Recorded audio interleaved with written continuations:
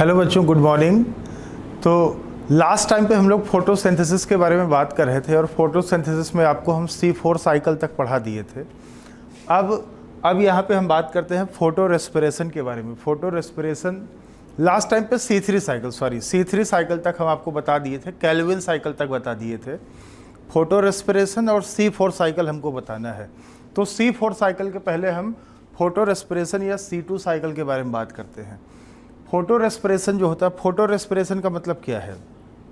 Photo मतलब light के presence में O2 का फिक्सेशन होना और CO2 का निकलना। जैसे रेस्पिरेशन में क्या होता है, रेस्पिरेशन प्लांट O2 लेके CO2 निकालता है, वैसे ही यहाँ पे हो रहा है, लेकिन लाइट के प्रेजेंस में हो रहा है। आप चैप्टर का नाम है फोटोसिंथेसिस, और फोटोसिंथेसिस में लाइट के प्रेजेंस में प्लांट रेस्पिरेशन करने लगा, तो इसको हम बोलते हैं फोटो रेस्पिरेशन। तो light dependent fixation of O2 and release of CO2 is called photo respiration. Light के प्रेजेंस में O2 लेके CO2 का निकलना फोटो रेस्पिरेशन कहलाता है। Photo respiration occurs in all C3 plants. ध्यान देना, C3 प्लांट में बेटा, C3 प्लांट में C3 साइकिल तो हो ही रहा था, लेकिन C2 साइकिल या फोटो रेस्पिरेशन भी होने लगता है, कभी कभी होने लगता है रूबिस्को एंजाइम के ऑक्सीजनेज एक्टिविटी की वजह से। It occurs in all C3 plants due to oxygenase activity of rubisco enzyme. और जब ड्यूरिंग फोटो रेस्पिरेशन के टाइम पे no ATP and NADPH2 synthesised. जब प्लांट में फोटो रेस्पिरेशन होता है, कोई भी ATP और NADPH2 नहीं बनता है, बल्कि ध्यान देना, no ATP and no NADPH2 synthesised, और कोई भी कार्बोहाइड्रेट या शुगर नहीं बनता, कोई भी कार्बोहाइड्रेट नहीं बनता। Rather 1 ATP loss occurs in chloroplast to regenerate 3 PGA। बल्कि ध्यान देना, बल्कि मिलना मिलाना कुछ भी नहीं है, कोई भी ATP, कोई भी NADPH2 नहीं बनना है, कोई भी कार्बोहाइड्रेट या शुगर नहीं बनना है। मतलब ऐसा फोटोसिंथेसिस है जिसमें कुछ नहीं बनना है। फोटो रेस्पिरेशन एक ऐसा प्रोसेस है फोटोसिंथेसिस का जिसमें कुछ भी नहीं बनता है। तो रादर 1 ATP लॉस अकर्स, बल्कि 1 ATP का लॉस हो जाता है क्लोरोप्लास्ट में 3 PGA को रीजनरेट करने में। Thus it is totally wasteful process. ये जो फोटो रेस्पिरेशन होता है, ये फालतू का प्रोसेस है, बेकार का प्रोसेस है। इससे C3 प्लांट को कोई भी फायदा नहीं मिलता, इससे प्लांट को कोई भी फायदा नहीं मिलता। फिर आप बोलोगे ये होता क्यों है, क्यों हो जाता है? ये रूबिस्को एंजाइम के पागलपंथी की वजह से हो जाता है। जो रूबिस्को एंजाइम है वो रूबिस्को, CO लास्ट में CO का मतलब कार्बोक्सिलेज ऑक्सीजनेज। तो रूबिस्को एंजाइम कार्बोक्सिलेज की तरह काम करेगा तो अच्छा होगा। रूबिस्को एंजाइम कार्बोक्सिलेज की तरह काम करेगा तो CO2 फिक्स करेगा, C3 साइकिल चलेगा। लेकिन वही रूबिस्को एंजाइम अगर ऑक्सीजनेज की तरह काम करेगा तो ऑक्सीजन का फिक्सेशन कराएगा, C2 साइकिल या फोटो रेस्पिरेशन होगा। और फोटो रेस्पिरेशन में मिलना मिलाना कुछ भी नहीं है, बल्कि 1 ATP का लॉस ही होना है। तो ये वेस्टफुल प्रोसेस होता है ना। कंडीशंस फॉर फोटो रेस्पिरेशन, मतलब फोटो रेस्पिरेशन किन किन कंडीशंस में होता है? Photo conditions favouring photo respiration. कौन कौन से कंडीशंस है जो फोटो रेस्पिरेशन को फेवर करते हैं? हाई O2, लो CO2, high temperature, high intensity radiations, ये सब फोटो रेस्पिरेशन को फेवर करते हैं। और बेटा ध्यान देना, ये रूबिस्को एंजाइम है, RUBP carboxylase oxygenase. Carboxylation oxygenation dual activity है। रूबिस्को एंजाइम के पास डुअल एक्टिविटी होता है, dual activity. It can catalyse both carboxylation as well as oxygenation reactions. ये कार्बोक्सिलेज ऑक्सीजनेज दोनों की तरह काम कर सकता है। CO2 आएगा तो ये कार्बोक्सिलेज बन जाएगा, ये CO2 का फिक्सेशन करा देगा, और जब ये CO2 का फिक्सेशन कराएगा, कार्बोक्सिलेज की तरह काम करेगा, तो C3 साइकिल चलेगा, केल्विन साइकिल चलेगा। और अगर ऑक्सीजन इसको मिलेगा तो ये ऑक्सीजनेज बन जाएगा, जिससे ये C2 साइकिल या फोटो रेस्पिरेशन कराएगा। और photo respiration totally wasteful process होता है, इससे प्लांट का कोई भी फायदा नहीं होता है। ठीक है, तो रूबिस्को एंजाइम के पास डुअल सबस्ट्रेट एक्टिविटी है, डुअल सबस्ट्रेट स्पेसिफिसिटी है। ये कार्बोक्सिलेज और ऑक्सीजनेज दोनों की तरह काम कर सकता है। किसकी तरह काम करेगा ये डिपेंड करता है इसको क्या मिल रहा है। O2 मिलेगा तो ऑक्सीजनेज, CO2 मिलेगा तो कार्बोक्सिलेज। आप इतना नोट कर लीजिए, फिर आगे हम और बात करते हैं। लिख लीजिए।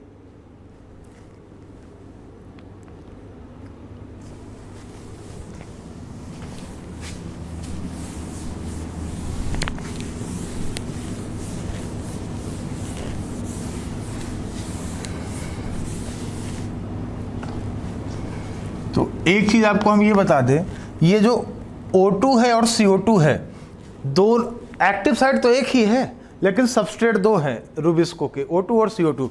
दोनों में ज़बरदस्त कंपटीशन होता है रूबिस्को के एक्टिव साइट से बाइंड करने के लिए। मतलब O2 और CO2 में कॉम्पिटिटिव बाइंडिंग होता है। तो यहाँ पे हम लिख देते हैं बोथ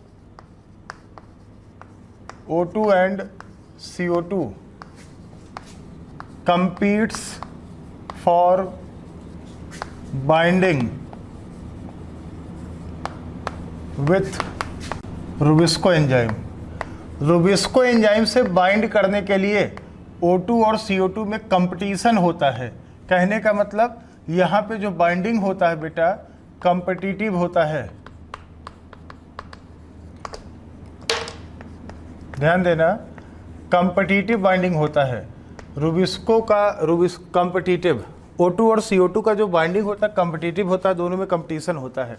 तो ये बताइए, एक बार में बाइंड सिर्फ एक ही करेगा, दोनों साथ में बाइंड नहीं कर सकते, दोनों में कंपटीशन होता है। तो कौन बाइंड करेगा, O2 बाइंड करेगा या CO2 बाइंड करेगा, किस बात पे डिपेंड करेगा? ये डिपेंड करेगा मोलर कंसंट्रेशन के ऊपर। जिसका कंसंट्रेशन ज़्यादा होगा वही बाइंड करेगा। Molar concentration of O2 and CO2 determines the binding, मतलब O2 बाइंड करेगा या CO2 बाइंड करेगा, ये डिपेंड करेगा मोलर कंसंट्रेशन के ऊपर, O2 एंड CO2 के ऊपर। और रूबिस्को भी चाहता है कि CO2 बाइंड करे, रूबिस्को एंजाइम चाहता है कि CO2 बाइंड करे। क्यों? रूबिस्को का एफिनिटी CO2 के लिए ज़्यादा रहता है। Rubisco has more affinity for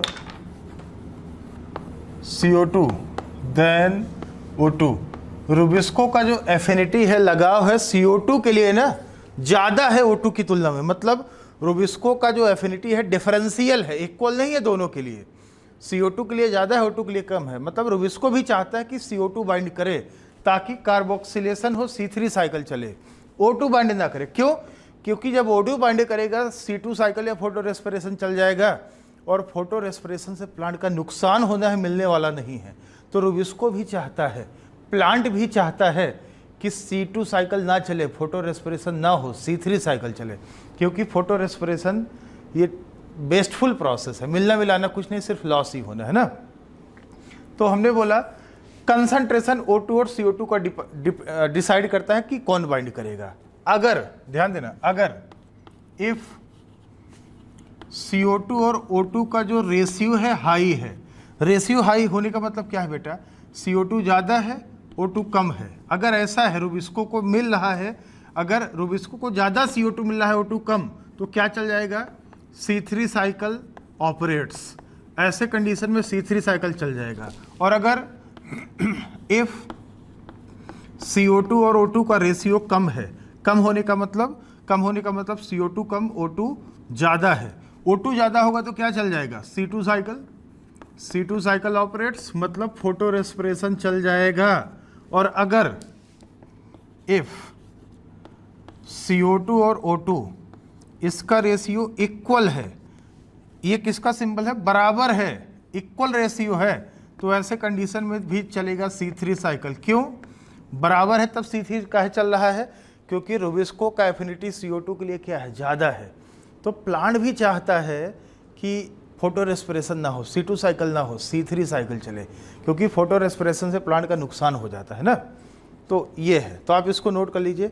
और पता है ये जो फोटो रेस्पिरेशन या C2 साइकिल है, 3 सेल ऑर्गेनेल्स पार्टिसिपेट करते हैं। यहाँ पे हम लिख देते हैं 3 cell organelles participate in photo respiration.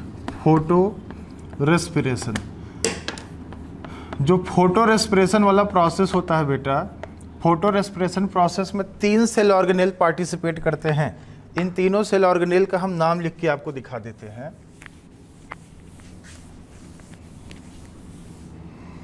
3 cell organelles participate in photo respiration. क्या क्या?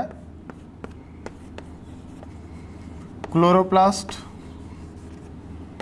पेरोक्सिसोम और माइटोकॉन्ड्रिया। क्लोरोप्लास्ट, पेरोक्सिसोम और माइटोकॉन्ड्रिया 3 सेल ऑर्गेनेल्स हैं। 3 cell organelles participate in photo respiration. आप इसको लिख लीजिए, फिर हम आपको फोटो रेस्पिरेशन या C2 साइकिल पूरा बना के हम दिखा रहे हैं आपको। आप इसको लिख लीजिए पहले।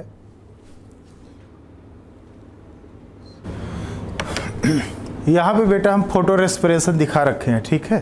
तो आप ये देखिए पूरा फोटो रेस्पिरेटरी साइकिल दिखा रखे हैं, C2 साइकिल दिखा रखे हैं। तो जो फोटो रेस्पिरेशन होता है, फोटो रेस्पिरेशन में 3 सेल ऑर्गेनेल्स पार्टिसिपेट करते हैं। 3 cell organelles participate in photo respiration. क्या किया? क्लोरोप्लास्ट, पेरोक्सिसोम और माइटोकॉन्ड्रिया 3 सेल ऑर्गेनेल हैं जो फोटो रेस्पिरेशन में पार्टिसिपेट करते हैं।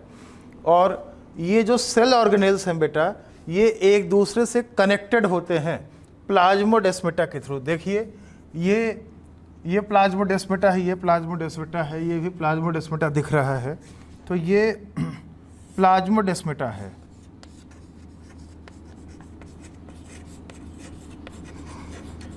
प्लाज्मोडेस्माटा को जूलॉजी में गैप जंक्शन बोलते हैं ना, जूलॉजी में एनिमल सेल्स में गैप जंक्शन बोलते हैं। तो ये देखिए तो कहानी शुरू होता है। ये RUBP है, राइबोलोज 1,5 बिस फॉस्फेट है, और यहाँ पे एंजाइम है रुबिस्को। लेकिन रुबिस्को यहाँ पे ऑक्सीजनेज की तरह काम कर रहा है, कार्बोक्सिलेज की तरह काम नहीं कर रहा है।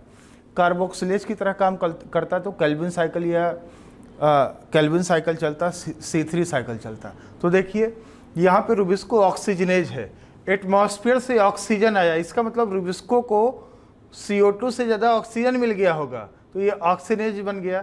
तो RUBP से यहाँ से चल गया फोटो रेस्पिरेशन, C2 साइकिल बन गया फॉस्फोग्लाइकोलेट। फॉस्फोग्लाइकोलेट में 2 कार्बन होता है, 3PGA में 3 कार्बन होता है। तो सबसे पहले ये बना फॉस्फोग्लाइकोलेट, हैव 2 कार्बन्स, ये सबसे पहला प्रोडक्ट है। इसमें 2 कार्बन है, 2 carbon, so called C2 cycle. तो ध्यान देना, फोटो रेस्पिरेशन को C2 साइकिल इसलिए बोलते हैं क्योंकि जो सबसे पहला प्रोडक्ट बनता है फॉस्फोग्लाइकोलेट, उसमें 2 कार्बन होता है, इसलिए इसको बोलते हैं C2 साइकिल। और ये एक मॉलिक्यूल बन गया 3PGA का, तो 3 2 5 कार्बन ना। RUBP में भी 5 कार्बन होता है। O2 का फिक्सेशन कर गया, रुबिस्को ऑक्सीजनेज की तरह काम कर रहा है, O2 का फिक्सेशन कर दिया, तो ये बन गया। अब ये जो ध्यान देना, अब आपको ये ध्यान देना है कि जो फॉस्फोग्लाइकोलेट है बेटा, ये जो फॉस्फोग्लाइकोलेट है, एक एंजाइम काम करेगा फॉस्फेटेज। फॉस्फेटेज एंजाइम क्या करेगा? फॉस्फोग्लाइकोलेट से फॉस्फेट निकाल देगा, IP या PI कुछ भी आप बोल दो ना, ये फॉस्फेट ग्रुप निकाल देगा। तो ये बन जाएगा ग्लाइकोलेट। और ये जो ग्लाइकोलेट है, 2 कार्बन कंपाउंड, ये क्लोरोप्लास्ट से प्लाज्मोडेस्माटा के थ्रू आ गया पेरोक्सिसोम में, ग्लाइकोलेट आ गया यहाँ से यहाँ। अब एक एंजाइम काम करेगा ग्लाइकोलेट ऑक्सीडेज, ये मार्कर एंजाइम है, मेन एंजाइम है। ये एंजाइम ग्लाइऑक्सिलेट बना देगा प्लस हाइड्रोजन पेरोक्साइड H2O2 बना देगा। यहाँ पे ऑक्सीजन का यूज होता है और H2O2 बन जाता है प्लस ग्लाइकोलेट, और ग्लाइकोलेट से बन जाता है ग्लाइसिन अमीनो एसिड। और ये जो ग्लाइसिन अमीनो एसिड है, ये प्लाज्मोडेस्माटा के थ्रू पेरोक्सिसोम से माइटोकॉन्ड्रिया में आ गया। अब इसके ऊपर एक एंजाइम काम करेगा ग्लाइसिन डिकार्बोक्सिलेज एंजाइम। ये ग्लाइसिन का डिकार्बोक्सिलेशन करा देगा, इससे CO2 निकाल देगा। तो देखिए ये जो CO2 है, एक्चुअल में अमोनियम आयन ऐड होता है, अमोनियम आयन ऐड होता है और CO2 निकलता है। CO2 निकल के एटमॉस्फेयर में चला गया। तो याद है ना, ऑक्सीजन का फिक्सेशन करके CO2 निकालना फोटो रेस्पिरेशन था। तो CO2 निकल रहा है। ये बताइए, फोटोसिंथेसिस करना था, फोटोसिंथेसिस में प्लांट तो CO2 लेता है, ये CO2 निकालने लगा, इसलिए तो बोलते हैं कि ये वेस्टफुल है। तो ये CO2 निकल गया, CO2 लॉस होकर एटमॉस्फेयर में चला गया। तो CO2 लॉस कहाँ हुआ? माइटोकॉन्ड्रिया में हुआ। और ग्लाइसिन के डिकार्बोक्सिलेशन से सेरिन बन गया, और यहाँ पे NAD से NADH बनता है, ठीक है। और ये जो सेरिन है, सेरिन प्लाज्मोडेस्माटा के थ्रू माइटोकॉन्ड्रिया से पेरोक्सिसोम में पहुँच गया, और सेरिन से बनेगा हाइड्रोक्सी पायरुवेट, हाइड्रोक्सी पायरुवेट से बनता है ग्लिसरेट, ग्लिसरिक एसिड या ग्लिसरेट बनता है। और यहाँ पे इसका उल्टा होगा, यहाँ NAD से NADH2 बना था, यहाँ पे NADH रिड्यूस होके NAD बन जाएगा, ऑक्सीडाइज होके NAD प्लस बना देगा और ये ग्लिसरेट बन गया। और ये जो ग्लिसरेट है प्लाज्मोडेस्माटा के थ्रू क्लोरोप्लास्ट में आ गया और ग्लिसरेट से बनेगा फॉस्फोग्लिसरिक एसिड, एंजाइम है ग्लिसरेट काइनेज और एक ATP खर्च होगा यहाँ पे देखिए और बन गया फॉस्फोग्लिसरिक एसिड। तो ये बताइए ये जो फॉस्फोग्लिसरिक एसिड है 3 कार्बन कंपाउंड, ये फिर से क्या हुआ, ये फिर से देखिए फिर से रीजनरेट हो गया फॉस्फोग्लिसरिक एसिड। तो ये साइकिल कंप्लीट हो गया। इसमें आप देखिए कहीं भी कोई भी शुगर या कार्बोहाइड्रेट बना है क्या, नहीं बना। कहीं पे कोई एक्स्ट्रा ATP या NADPH2 मिला क्या, नहीं मिला, बल्कि एक ATP यहाँ पे क्लोरोप्लास्ट में खर्च ही हो गया। तो ये बिल्कुल वेस्टफुल प्रोसेस है। फोटो रेस्पिरेशन से ना प्लांट का प्रोडक्टिविटी बहुत कम हो जाता है। तो देखिए ड्यूरिंग फोटो रेस्पिरेशन, ये क्वेश्चन बन सकता है, ड्यूरिंग फोटो रेस्पिरेशन ऑक्सीजन किस ऑर्गेनेल में यूटिलाइज नहीं हुआ। यहाँ भी ऑक्सीजन यूज हो रहा है और यहाँ भी ऑक्सीजन यूज होता है जिससे H2O2 बनता है। During photo respiration oxygen is not utilised in mitochondria. और CO2 लॉस कहाँ होता है, and CO2 loss occurs in mitochondria. Mitochondria में ही देखिए CO2 लॉस हो रहा है विच डिक्रीजेस प्लांट प्रोडक्टिविटी, जिससे ये जो C3 प्लांट्स हैं, C3 प्लांट्स का प्रोडक्टिविटी बहुत कम हो जाता है। क्यों? क्योंकि C3 प्लांट्स में फोटो रेस्पिरेशन चलने लगता है। किसकी वजह से? रूबिस्को की ऑक्सीजनेज एक्टिविटी की वजह से, ठीक है। और जब रूबिस्को ऑक्सीजनेज की तरह काम करता है तो प्लांट का प्रोडक्टिविटी बहुत कम हो जाता है। प्लांट भी नहीं चाहता है, इवन प्लांट भी नहीं चाहता है कि रूबिस्को ऑक्सीजनेज की तरह काम करे, ठीक है। लेकिन जैसे रूबिस्को को ऑक्सीजन ज़्यादा मिलेगा वो ऑक्सीजनेज की तरह काम करने लगता है, ठीक है। तो ये देखिए ज़रा इम्पॉर्टेंट है, जो C4 प्लांट होते हैं, C4 प्लांट्स। अच्छा अभी हमने बताया था conditions favouring photo respiration, high temperature, high O2, लो CO2, हाई इंटेंसिटी रेडिएशन, ये सब कंडीशंस है जो फोटो रेस्पिरेशन को फेवर करते हैं। हाई O2 लो CO2, जाहिर सी बात है CO2 कम रहेगा, O2 ज़्यादा रहेगा तो फोटो रेस्पिरेशन होगा। High temperature and high intensity radiations, sunlight ज़्यादा होगा तो टेम्परेचर भी ज़्यादा होगा। सन लाइट और टेम्परेचर दोनों कनेक्टेड है क्योंकि दोनों का सोर्स एक ही है सन। तो लाइट ज़्यादा होगा, टेम्परेचर ज़्यादा होगा। टेम्परेचर ज़्यादा होने से जो क्लोरोप्लास्ट का स्ट्रोमा है उसमें O2 और CO2 दोनों रिड्यूस होते हैं, दोनों का डिजोल्यूशन रिड्यूस हो जाता है। रूबिस्को को दोनों कम मिलते हैं, लेकिन CO2 ज़्यादा रिड्यूस होता है, O2 कम रिड्यूस होता है। CO2 ज़्यादा रिड्यूस हो जाएगा, O2 कम रिड्यूस होगा। मतलब रूबिस्को को ज़्यादा क्या मिलेगा दोनों में से कंपैरेटिवली, O2 ज़्यादा मिलना शुरू हो जाएगा CO2 की तुलना में। तो जाहिर सी बात है वो किसका काम करेगा, ऑक्सीजनेज की तरह काम करेगा, फोटो रेस्पिरेशन कराएगा ना। तो ये आप नोट कर लीजिए। जो C4 प्लांट्स हैं, C4 प्लांट में फोटो रेस्पिरेशन नहीं होता है क्योंकि वहाँ पे CO2 कंसंट्रेटिंग मैकेनिज्म होता है। रूबिस्को के एक्टिव साइट के आसपास CO2 कंसंट्रेटिंग मैकेनिज्म होता है और वो मैकेनिज्म इंश्योर करता है, सुनिश्चित कराता है कि रूबिस्को कार्बोक्सिलेज की तरह काम करेगा, ऑक्सीजनेज की तरह काम नहीं करेगा। तो ये नोट कर लिया होगा आपने, कर लीजिए, लिख लीजिए।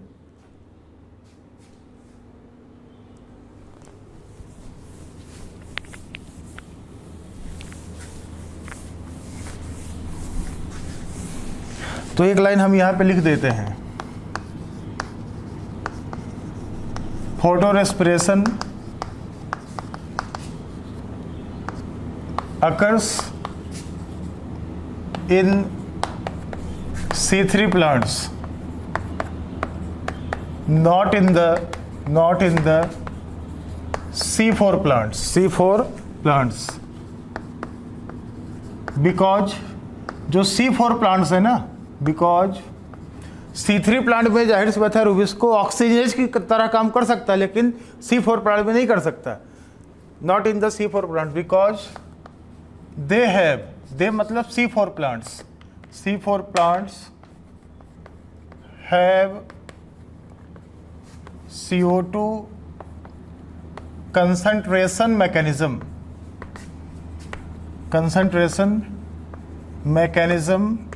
in bundle sheath cells, in bundle sheath cells, which ensures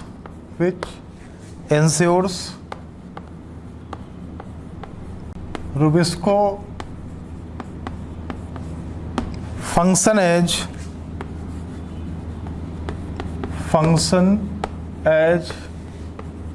carboxylase, not the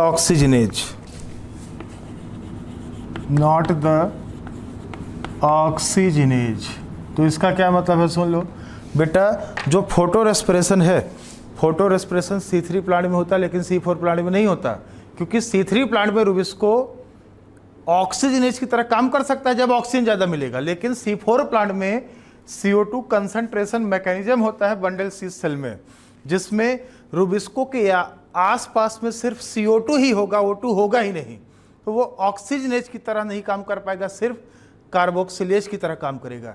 ये CO2 कंसंट्रेशन मैकेनिज्म होता है जो C4 प्लांट्स में होता है ना। आप इसको नोट कर लीजिए, लिख लीजिए बेटा, नोट कर लें आप।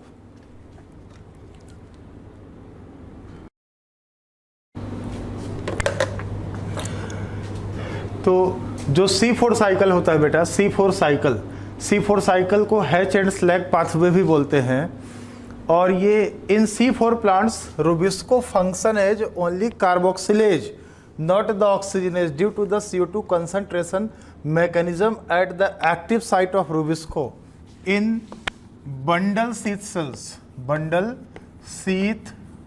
cells।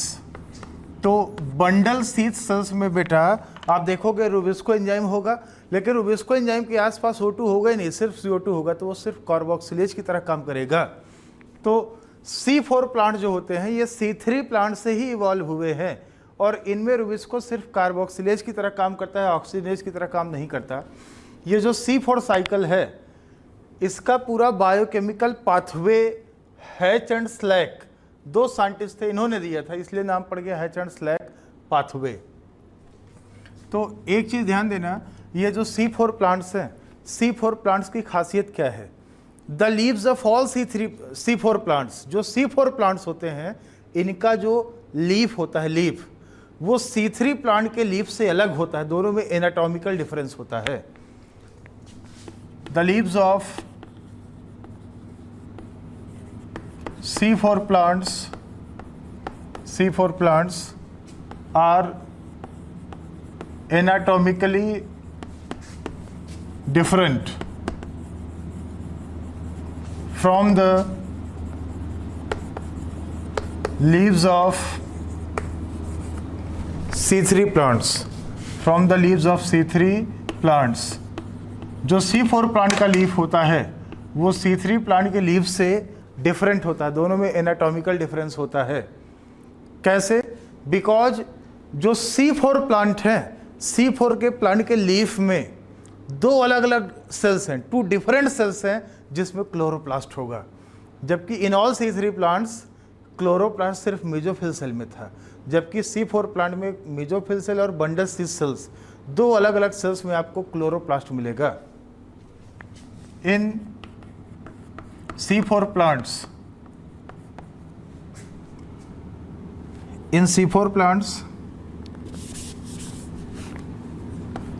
in the leaves of C4 plants, C4 plant के जो लीव्स है ना, chloroplast are present in two different type of cells, different type of cells, whereas in C3 plants, जो C3 प्लांट के लीव्स है ना, इन C3 plants chloroplast present only in one type of cells, only in one type of cells,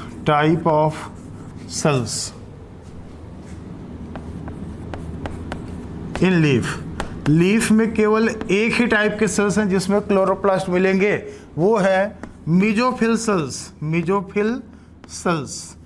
जबकि जो C4 plants हैं इनमें दो अलग अलग टाइप के सेल्स हैं बेटा, 2 डिफरेंट टाइप ऑफ सेल्स हैं जहां पे क्लोरोप्लास्ट मिलेगा। इन सेल्स का नाम क्या है? एक है मीजोफिल सेल्स और दूसरा है बंडल शीथ सेल्स। तो ध्यान देना, जो C4 प्लांट्स हैं, C4 प्लांट के लीफ में दो अलग अलग टाइप के सेल्स हैं जिसमें क्लोरोप्लास्ट मिलेगा, मेजोफिल सेल और बंडल शीथ सेल। जबकि C3 प्लांट में सिर्फ मेजोफिल सेल में ही, लीफ में मेजोफिल सेल में ही क्लोरोप्लास्ट मिलेगा। तो ये एनाटॉमिकल डिफरेंस है। तो C4 प्लांट जो होते हैं इनका नाम ध्यान दो, C4 प्लांट में C4 साइकिल चलता है, ठीक है। C4 साइकिल क्यों बोलते हैं? पहले हम आपको एग्जाम्पल बता दें। Examples of C4 plants.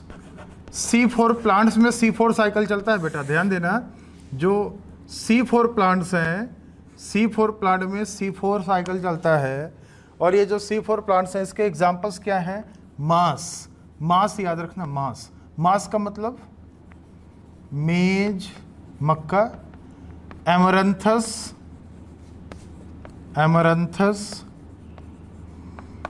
Sorghum ज्वार बाजरा जानते हो कि भाई, ज्वार, और सुगर केन गन्ना, ये सब C4 प्लांट्स होते हैं, ठीक है। तो C4 प्लांट में C4 साइकिल चल रहा है। तो ये बताइए C4 साइकिल का नाम C4 क्यों पड़ा? C मतलब कार्बन, 4 कार्बन, क्योंकि इस साइकिल में जो सबसे पहला प्रोडक्ट बनता है उसका नाम है ऑक्सैलोएसिटिक एसिड, जिसमें 4 कार्बन होता है, इसलिए नाम पड़ गया C4 साइकिल। ध्यान देना, द फर्स्ट प्रोडक्ट ऑफ इन चारों प्लांट में, C4 प्लांट्स में the first product of C4 cycle is oxaloacetic acid, जिसमें 4 कार्बन है, oxaloacetic acid having 4 carbons so called C4 cycle, इसलिए नाम पड़ गया C4 cycle, so called C4 cycle, क्योंकि इसमें जो सबसे पहला प्रोडक्ट है, सबसे पहले प्रोडक्ट में 4 कार्बन है, इसलिए नाम पड़ गया C4 साइकिल। तो एक बड़ा ही इंटरेस्टिंग फीचर है C4 प्लांट्स का, एक बड़ा ही इंटरेस्टिंग फीचर है, इनके लीफ में आपने कभी सुना होगा क्रांज एनाटॉमी मिलता है। Kranz anatomy found in the leaves of all C4 plants. C4 plant के लीफ में मिलता है क्रांज एनाटॉमी। क्या है अभी आपको हम बता देते हैं, आप इसको नोट कर लें, पहले लिख लीजिए।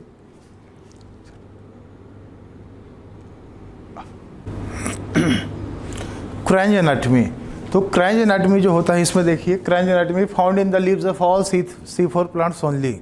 जो C4 प्लांट होते हैं, C4 प्लांट के लीफ में ही मिलता है क्रांज एनाटॉमी, बाकी और किसी प्लांट के लीफ में नहीं मिलता है। क्रांज का मतलब क्या है? क्रांज जो होता है एक जर्मन शब्द है जिसका मतलब होता है रेथ या रिंग लाइक। ध्यान देना, रेथ या रिंग लाइक। और ये रेथ या रिंग लाइक क्या दिखाता है, क्या रिफ्लेक्ट करता है? It represents the arrangement of cells. Kranz anatomy में आप देखोगे C4 प्लांट के लीफ का अगर आप एनाटॉमी देखो, उसमें आपको क्रांज एनाटॉमी मिलेगा, और सेल्स का जो अरेंजमेंट होगा वैसे रिंग लाइक होगा, रिंग के फॉर्म में सेल्स का अरेंजमेंट होगा, जिसको हम बोलते हैं क्रांज एनाटॉमी।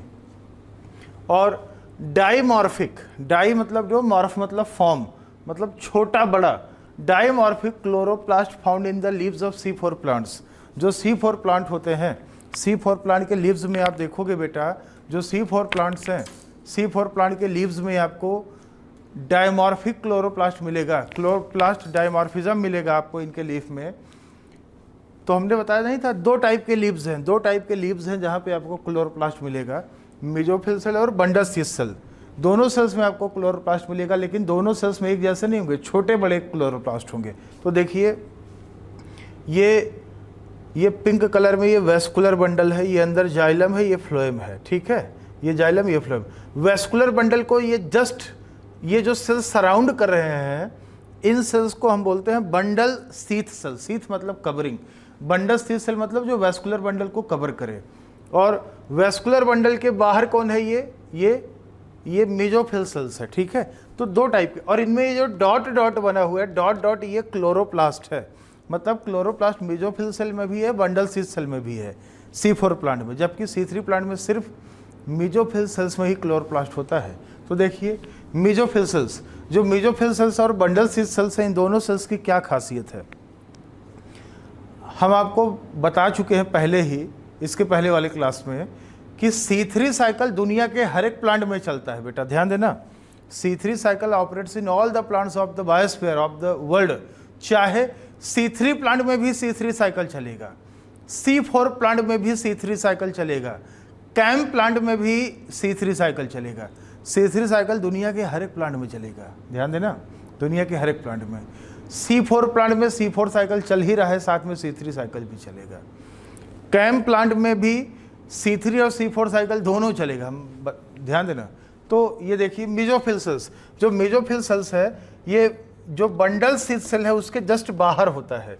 तो these cells surrounds bundle sheath sales, और ये जो मेसोफिल सेल्स होते हैं, दे आर थिन वॉल्ड, इनका सेल वॉल पतला होता है, लूजली अरेंज्ड होते हैं, ये having normal size chloroplast. Chloroplast का जो साइज होता है मेसोफिल सेल्स में नॉर्मल साइज का रहता है, ध्यान है तो नॉर्मल साइज का, लेकिन बंडल शीथ सेल में क्लोरोप्लास्ट बड़ा साइज का होता है। तो इसकी तुलना में कंपैरिजन में मेसोफिल सेल्स में जो क्लोरोप्लास्ट होंगे ना, उनका साइज छोटा होगा, इसलिए लिखा जाता है डाइमॉर्फिक क्लोरोप्लास्ट। मतलब यहाँ क्लोरोप्लास्ट बड़ा, यहाँ पे छोटा। और बेटा ग्रेनल क्लोरोप्लास्ट होता है। ग्रेनल का मतलब आपको ग्रेना लैमेली मिलेगा, ग्रेना लैमेली, इसका मतलब ग्रेना लैमेली में PS1 PS2 दोनों होता है, तो both PS1 and PS2 present, क्योंकि ग्रेनल क्लोरोप्लास्ट है। और both cyclic and non cyclic photophosphorylation occurs, दोनों होगा। पेप्केज एंजाइम होगा। पेप्केज एंजाइम जो होता है ये C4 साइकिल का एंजाइम है, ये आपको यहाँ पे मिलेगा मेसोफिल सेल में present. And rubisco and all C3 cycle enzyme absent. Mesophyll cell में C4 साइकिल वाले एंजाइम्स मिलेंगे, C3 साइकिल वाले एंजाइम्स नहीं मिलेंगे। पेप्केज मिलेगा, रुबिस्को नहीं मिलेगा, रुबिस्को C3 साइकिल का एंजाइम है। और मेसोफिल सेल में C4 साइकिल चलेगा, C4 साइकिल ऑपरेट्स। आपको पता है बेटा, आपको पता है कि जो C3 प्लांट है, C3 प्लांट में सिर्फ C3 साइकिल चलता है, लेकिन जो C4 प्लांट है उसमें C4 साइकिल और C3 साइकिल दोनों चलता है, लेकिन अलग अलग जगह पे चलता है, अलग अलग सेल पे चलता है। C4 प्लांट जैसे मेज, अमरंथस, सोरगम, शुगर केन, इनमें C3 साइकिल होता है बंडल शीथ सेल में, C4 साइकिल होता है मेसोफिल सेल में। एक ही प्लांट में दोनों साइकिल होगा, लेकिन अलग अलग सेल में होगा, लीफ में, ठीक है। तो मेसोफिल सेल में C4 साइकिल चलेगा। और ये जो बंडल शीथ सेल है, बंडल शीथ सेल, ये देखिए वैस्कुलर बंडल को सराउंड किया है, और बंडल शीथ सेल को सराउंड करता है मेसोफिल सेल। तो bundle sheath cells, these cells surrounds vascular bundles. These cells are multi layered, ये कई लेयर में सेल्स होते हैं, ध्यान देना, कई लेयर में सेल्स होते हैं। These cells are multi layered, compactly arranged. ये देखिए इनमें कहीं भी आपको इंटरसेलुलर स्पेसेस नहीं दिख रहा है, जबकि ये जो मेसोफिल सेल्स होते हैं ये लूजली अरेंज होते हैं, इनके बीच में आपको स्पेसेस दिख जाएगा, ये देखिए ना, ये बीच में इंटरसेलुलर स्पेसेस है। जबकि बंडल शीथ सेल्स एकदम कॉम्पैक्टली अरेंज होते हैं, ये कॉम्पैक्टली अरेंज होते हैं, थिक वॉल्ड होते हैं, इनका सेल वॉल बहुत मोटा होता है, जो ऑक्सीजन के लिए इम्परमिएबल है, मतलब उसको ऑक्सीजन पार नहीं कर पाएगा, क्रॉस नहीं कर पाएगा। इनका क्लोरोप्लास्ट नंबर हाई है, क्लोरोप्लास्ट का नंबर भी ज़्यादा है, एंड साइज लार्जर। इनमें क्लोरोप्लास्ट का नंबर भी ज़्यादा होगा मेसोफिल सेल की तुलना में, और क्लोरोप्लास्ट का साइज भी बड़ा होगा, इसलिए हमने बोला था डाइमॉर्फिक। और इनका क्लोरोप्लास्ट एग्रेनल होता है, एग्रेनल क्लोरोप्लास्ट प्रेजेंट, मतलब ग्रेना लैमेली होगा ही नहीं, सिर्फ स्ट्रोमा लैमेली होगा। और जब ग्रेना लैमेली नहीं होगा, और यहाँ वाले पे ग्रेना लैमेली स्ट्रोमा लैमेली दोनों था, यहाँ पे एग्रेनल है, कोई ग्रेना लैमेली होगा ही नहीं, मतलब PS2 नहीं होगा, NADP रिडक्टेज भी नहीं होगा, तो only PS1 present, PS2 absent. तो ओनली साइक्लिक फोटोफॉस्फोराइलेशन अकर्स, केवल साइक्लिक फोटोफॉस्फोराइलेशन होगा, ATP बनेगा बस, NADPH2 नहीं बनेगा। C3 cycle operates. Bundle sheath cell में C3 साइकिल ऑपरेट होगा और मेसोफिल सेल में C4 साइकिल। तो दो अलग अलग सेल में C4 प्लांट में साइकिल चल रहा है, दो अलग अलग सेल में, C3 साइकिल अलग सेल में, C4 साइकिल अलग सेल में। हालांकि दोनों एक ही टाइम पे होता है, एक ही टाइम पे होगा लेकिन अलग अलग सेल में होगा, ठीक है। तो अब हम आपको C4 साइकिल का डायग्राम बना के दिखाने वाले हैं। आप इसको लिख लीजिए, फिर हम डायग्राम बना के दिखाएंगे।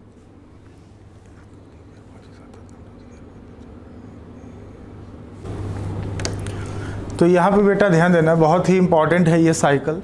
ये हमने दिखा रखा है, ये C4 साइकिल पूरा दिखा रखा है, ठीक है। ये मेसोफिल सेल है और ये बंडल शीथ सेल है, मेसोफिल सेल्स और बंडल शीथ सेल्स। तो आपने देखा था कि बंडल शीथ सेल के जस्ट बाहर क्या था, मेसोफिल सेल। तो ये बंडल शीथ सेल है, इसके जस्ट बाहर ये मेसोफिल सेल है। तो देखिए जो बंडल शीथ सेल है, बंडल शीथ सेल के साइटोप्लाज्म में PEP होता है, फॉस्फोइनॉल पाइरुवेट होता है। तो एटमॉस्फेयर से CO2 आया और ये वाटर के साथ में मिलके in the presence of carbonic anhydrase enzyme ये H2CO3 बना लिया। फिर इसका जब फर्दर ब्रेकडाउन हुआ तो CO2 निकला। तो यहाँ पे पेपकेज एंजाइम है, पेपकेज मतलब फॉस्फोइनॉल पाइरुवेट कार्बोक्सिलेज एंजाइम, और इसने क्या किया, PEP का मतलब फॉस्फोइनॉल पाइरुवेट, ये 3 कार्बन का कंपाउंड होता है। तो पेपकेज ने फॉस्फोइनॉल पाइरुवेट का कार्बोक्सिलेशन करा दिया, इसमें 3 कार्बन में एक CO2 ऐड कर दिया, तो 4 कार्बन हो गया। तो बन गया ऑक्जेलोएस्टिक एसिड बन गया। और जो ऑक्जेलोएस्टिक एसिड होता है इसमें 4 कार्बन है, इसीलिए नाम पड़ गया C4 साइकिल, क्योंकि जो सबसे पहला प्रोडक्ट है, सबसे पहला प्रोडक्ट होता है ऑक्जेलोएस्टिक एसिड, और ऑक्जेलोएस्टिक एसिड में 4 कार्बन होता है, इसलिए नाम पड़ गया C4 साइकिल, ठीक है। तो ये जो पेपकेज एंजाइम होता है ये इंपॉर्टेंट है, ध्यान देना। ये जो पेपकेज एंजाइम है, ये एंजाइम मौजूद है, present in mesophyll cell cytoplasm, mesophyll cell cytoplasm, ये मेसोफिल सेल के साइटोप्लाज्म में प्रेजेंट रहता है, present in mesophyll cell cytoplasm. तो ये साइटोप्लाज्म में रहता है मेसोफिल सेल के। तो यही कार्बोक्सिलेशन कराता है PEP का, जिससे ऑक्जेलोएस्टिक एसिड बन गया, 4 कार्बन, इसलिए नाम पड़ गया C4 साइकिल। अब एक एंजाइम काम करता है मैलेट डिहाइड्रोजिनेज एंजाइम। ये एंजाइम ऑक्जेलोएस्टिक एसिड से मैलिक एसिड बना देता है। मैलिक एसिड में भी 4 कार्बन है और ये एसिड है। यहाँ पे NADPH2 खर्च होके NADP+ बन गया, ठीक है। तो इसमें भी 4 कार्बन है, ये एसिड है, इसमें भी 4 कार्बन है, ये एसिड है। तो NCERT में लिखा होगा C4 एसिड, यहाँ भी NCERT में लिखा होगा C4 एसिड। अब ये जो 4 कार्बन का एसिड है, C4 एसिड है, मैलिक एसिड, ये मेसोफिल सेल से बंडल शीथ सेल में आ जाता है थ्रू प्लाज्मोडेस्माटा। ये आपको प्लाज्मोडेस्माटा दिख रहा है, तो प्लाज्मोडेस्माटा के through malic acid bundle sheath cell में आ गया। अब मैलिक एसिड के ऊपर एक एंजाइम काम करेगा, मैलेट डिकार्बोक्सिलेज एंजाइम। ये 4 कार्बन एसिड का डिकार्बोक्सिलेशन करा देगा और यहाँ पे NADP+ NADPH2 बन रहा है। यहाँ खर्च हुआ, यहाँ पे बन गया, मतलब 0, हिसाब बराबर हो गया, जितना खर्च हुआ उतना बन गया, तो बराबर हो गया। और मैलिक एसिड जो होता है इसका डिकार्बोक्सिलेशन होगा, 4 कार्बन एसिड का डिकार्बोक्सिलेशन होगा, तो 3 कार्बन तो बचेगा, 1 कार्बन कहाँ गया, CO2 के फॉर्म में निकल गया। अब ये जो CO2 निकला है इसी बंडल शीथ सेल में बेटा, बंडल शीथ सेल के क्लोरोप्लास्ट के स्ट्रोमा में RUBP रहता है। RUBP 5 कार्बन कंपाउंड है, ये रहता है, और यही रुबिस्को एंजाइम मौजूद है, रुबिस्को। और बेटा क्योंकि रुबिस्को को CO2 मिल रहा है तो रुबिस्को कार्बोक्सिलेज की तरह काम करेगा और ये C3 साइकिल चल जाएगा, कैल्विन साइकिल चल जाएगा। कैल्विन साइकिल पूरा चलेगा। हमने यहाँ पे सिर्फ लिख दिया है C3 साइकिल एक कैल्विन साइकिल, यहाँ पूरा कैल्विन साइकिल चलेगा, मतलब रिडक्शन, कार्बोक्सिलेशन, रिडक्शन, रीजनरेशन सब कुछ होगा। देखिए ना, ये CO2 फिक्सेशन हो रहा है, कार्बोक्सिलेशन हो रहा है, रिडक्शन, रीजनरेशन सब कुछ होगा। ये C3 साइकिल चल गया। अब ये जो पायरुविक एसिड बना है, 3 कार्बन का एसिड पायरुविक एसिड, ये जो C3 एसिड है ये प्लाज्मोडेस्माटा के थ्रू बंडल शीथ सेल से ये मेसोफिल सेल में पहुंच गया। अब पायरुविक एसिड यहाँ पहुंचा, अब एक एंजाइम काम करेगा PPDK, मतलब pyruvate phosphate dikinase enzyme. Pyruvate phosphate dikinase enzyme काम करेगा, जिससे पायरुविक एसिड से फिर से बन जाएगा फॉस्फोइनॉल पायरुवेट, और यहाँ पे 2 एटीपी खर्च होगा, देखिए 2 एटीपी खर्च हुआ है, और यहाँ एटीपी से डायरेक्टली एएमपी बनेगा, एडीपी नहीं बनेगा। ट्राई से डाइफॉस्फेट नहीं बनेगा, ट्राई से मोनोफॉस्फेट बनेगा, मतलब 2 आईपीपी निकलेगा। पीआई या आईपी लिखा रहा है मतलब एक फॉस्फेट निकल रहा है, और आईपीपी लिख रहा है या पीपीआई लिख रहा है मतलब इनऑर्गेनिक पायरोफॉस्फेट निकल रहा है, मतलब 2 फॉस्फेट निकल रहा है। यहाँ 2 एटीपी खर्च होगा, ठीक है, 2 आईपीपी निकलेगा, और पायरुविक एसिड से फॉस्फोनिल पायरुवेट बन जाएगा। मतलब ये फिर से रीजनरेट हो गया, पीईपी का फिर से रीजनरेशन हो गया, लेकिन रीजनरेशन में 2 एक्स्ट्रा एटीपी यहाँ खर्च होना पड़ा। तो बेटा ये जो मिजोफिल सेल है, मिजोफिल सेल में आप देखिए, मिजोफिल सेल में C4 साइकिल चल रहा है, और ये जो बंडल सी सेल है यहाँ पे देखिए C3 साइकिल चल रहा है, देखिए लिखा है ना C3 साइकिल, और C3 साइकिल चलेगा तभी तो शुगर बनेगा, ग्लूकोज बनेगा। मतलब C3 साइकिल C4 प्लांट में भी चल रहा है। यहाँ पे मिजोफिल सेल में चल रहा है C4 cycle, bundle sheath cell में चल रहा है C3 साइकिल। तो एक चीज ध्यान देना, C4 प्लांट में दोनों साइकिल चल रहा है। तो फॉर वन CO2 फिक्सेशन या reduction by C4 plant, C4 plant में जब एक कार्बन का फिक्सेशन करना है, रिडक्शन करना है, तो देखिए 2 एटीपी खर्च होगा consumed in C4 cycle in mesophyll cells. Mesophyll cell में 2 एटीपी खर्च होगा, plus 3 ATP plus 2 NADPH2 consumed in C3 cycle in bundle sheath cell. Bundle sheath cell में भी तो C3 साइकिल होता है बेटा, C3 साइकिल, और C3 साइकिल में एक कार्बन के पीछे 3 एटीपी 2 NADPH2 खर्च होता था, 3 एटीपी और 2 NADPH2 खर्च होता था पर कार्बन। तो टोटल C4 प्लांट में दोनों साइकिल चल रहे हैं, तो टोटल मिला के पर कार्बन के पीछे कितना, 3 2 5 एटीपी और 2 NADPH2 खर्च होगा पर कार्बन के पीछे। तो C4 प्लांट ज़्यादा महंगे हैं, ज़्यादा एक्सपेंसिव हैं, क्योंकि ये 2 एटीपी एक्स्ट्रा कंज्यूम कर रहे हैं in comparison of C3 plant. C3 plant आपको याद है एक कार्बन के पीछे 3 एटीपी 2 NADPH2 खर्च करता था। C4 प्लांट कितना, 5 एटीपी और 2 NADPH2 खर्च कर रहा है, मतलब 2 एटीपी एक्स्ट्रा खर्च हो रहा है। NADPH2 दोनों में बराबर खर्च हो रहा है, लेकिन एक्स्ट्रा यहाँ पे 2 एटीपी खर्च हो रहा है ना। तो फॉर वन, ध्यान देना, for 1 hexose sugar formation, for 1 glucose sugar formation, मतलब 6 CO2 फिक्स करना पड़ेगा एक ग्लूकोज बनाने के लिए। तो 6 CO2, एक CO2 के पीछे इतना खर्चा है, तो 6 CO2 के पीछे 6 × 5 और 6 × 2 मतलब 30 एटीपी और 12 NADPH2 खर्च होगा।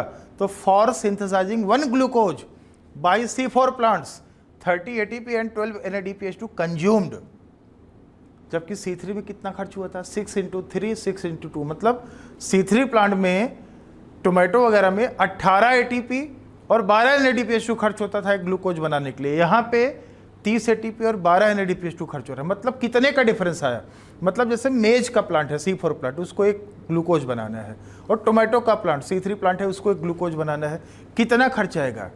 टोमेटो में 12 एटीपी, 12 टोमेटो में 18 एटीपी 12 NADPH2 खर्च होगा, और मेज में 30 एटीपी और 12 NADPH2 खर्च होगा, मतलब डिफरेंस कितना आया ग्लूकोज बनाने के लिए, 12 एटीपी का डिफरेंस आ गया यहाँ पे, ठीक है। तो C4 plants are more expensive but more productive than C3 plants. C4 plant expensive है, 2 एक्स्ट्रा एटीपी खर्च कर रहे हैं in comparison to C3 plant, but इनका प्रोडक्टिविटी ज़्यादा है, हाइयर यील्ड है, क्योंकि इनमें फोटो रेस्पिरेशन नहीं होता है, इनमें फोटो रेस्पिरेशन नहीं होता। क्यों नहीं होता एक बार बताइए। मिजोफिल सेल है, मिजोफिल सेल में रुबिस्को है ही नहीं, पेप्केज है, देखिए CO2 फिक्सेशन हो रहा है, पेप्केज है, रुबिस्को है ही नहीं। और बंडल सी सेल में, बंडल सी सेल में रुबिस्को है लेकिन ऑक्सीजन है ही नहीं, CO2 है, ऑक्सीजन है ही नहीं। क्यों ऑक्सीजन नहीं है, क्योंकि बंडल सी सेल में एक रेनल क्लोरोप्लास्ट होता है, PS2 है ही नहीं, और जब PS2 नहीं है तो अंदर CO2 प्रोड्यूस, अंदर ध्यान दो, जब PS2 नहीं है तो वाटर का स्प्लिटिंग होगा नहीं, ऑक्सीजन रिलीज होगा नहीं, अंदर ऑक्सीजन प्रोड्यूस हो ही नहीं सकता क्योंकि PS2 एब्सेंट है, और बाहर ये एटमॉस्फेयर से अंदर, एटमॉस्फेयर से अंदर ऑक्सीजन जा नहीं सकता, नहीं जा पाएगा इस सेल के अंदर ऑक्सीजन। क्यों, क्योंकि बंडल सी सेल का सेल वॉल थिक था, हम बताए थे सेल वॉल मोटा होता है, बाहर से ऑक्सीजन बंडल सी सेल के अंदर जा नहीं सकता, और अंदर खुद से ऑक्सीजन प्रोड्यूस हो नहीं सकता क्योंकि pH2 एब्सेंट है, तो ऑक्सीजन मिलेगा ही नहीं रुबिस्को को। तो रुबिस्को किसकी तरह काम करेगा? कार्बोक्सिलेज की तरह काम करेगा। ऑक्सीजन है ही नहीं तो ऑक्सीजनेज बन ही नहीं पाएगा। और CO2 कहाँ से आएगा? CO2 एटमॉस्फेयर से थोड़ी ना आ रहा है बंडस शीट सेल में। बंडस शीट सेल में CO2 मैलिक एसिड जो है 4 कार्बन एसिड है, इसके डिकार्बोक्सिलेशन से आ रहा है। मतलब रुबिस्को यहाँ पे ऑक्सीजनेज की तरह काम कर ही नहीं सकता, सिर्फ कार्बोक्सिलेज की तरह काम कर सकता है। ठीक है, तो आप इसको नोट कर लीजिए, बना लीजिए बेटा, बना लो।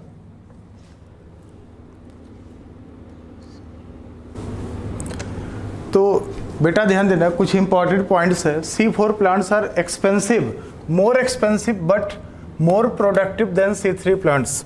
अगर C3 प्लांट और C4 प्लांट को हम कंपेयर करें तो C4 प्लांट्स जो होते हैं, C4 plants are more expensive, ज़्यादा खर्चीले हैं। क्यों? क्योंकि 2 एक्स्ट्रा ATP खर्च करा रहे हैं ना। C3 3 ATP खर्च करता था, ये 5 ATP पर कार्बन। तो बट लेकिन इनका प्रोडक्टिविटी ज़्यादा है, but more productive than C3 plant. इनका यील्ड ज़्यादा होता है। क्यों? क्योंकि photo respiration absent in C4 plants. PPDK pyruvate phosphate dikinase enzyme जो होता है इस कोल्ड सेंसिटिव एंजाइम, ये कोल्ड सेंसिटिव एंजाइम है, लो टेम्परेचर पे काम नहीं कर पाता है। ध्यान देना, PPDK enzyme is cold sensitive enzyme, that's why, लिख लो इंपॉर्टेंट है, that's why the productivity of C4 plants decreases at low temperature. जो C4 प्लांट्स होते हैं ये ड्राई ट्रॉपिकल एरियाज के लिए अडेप्टेड हैं। लो टेम्परेचर पर इनका प्रोडक्टिविटी कम हो जाता है। क्यों? क्योंकि इनमें एक एंजाइम होता है PPDK एंजाइम, ये कोल्ड सेंसिटिव एंजाइम होता है।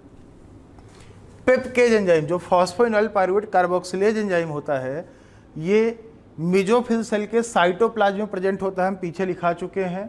And induces partial closure of stomata, stomata जो इतना खुला रहता है उसको पार्शियली बंद कर देता है, क्लोज कर देता है पार्शियली, थोड़ा सा खुला रहेगा, पार्शियली क्लोज कर देगा। इससे वाटर लॉस क्या होगा? मिनिमाइज हो जाएगा। टू मिनिमाइज दस रिड्यूसिंग वाटर लॉस कम कर देगा। मतलब C3 प्लांट ज़्यादा वाटर लॉस करेगा, C4 प्लांट कम करेगा।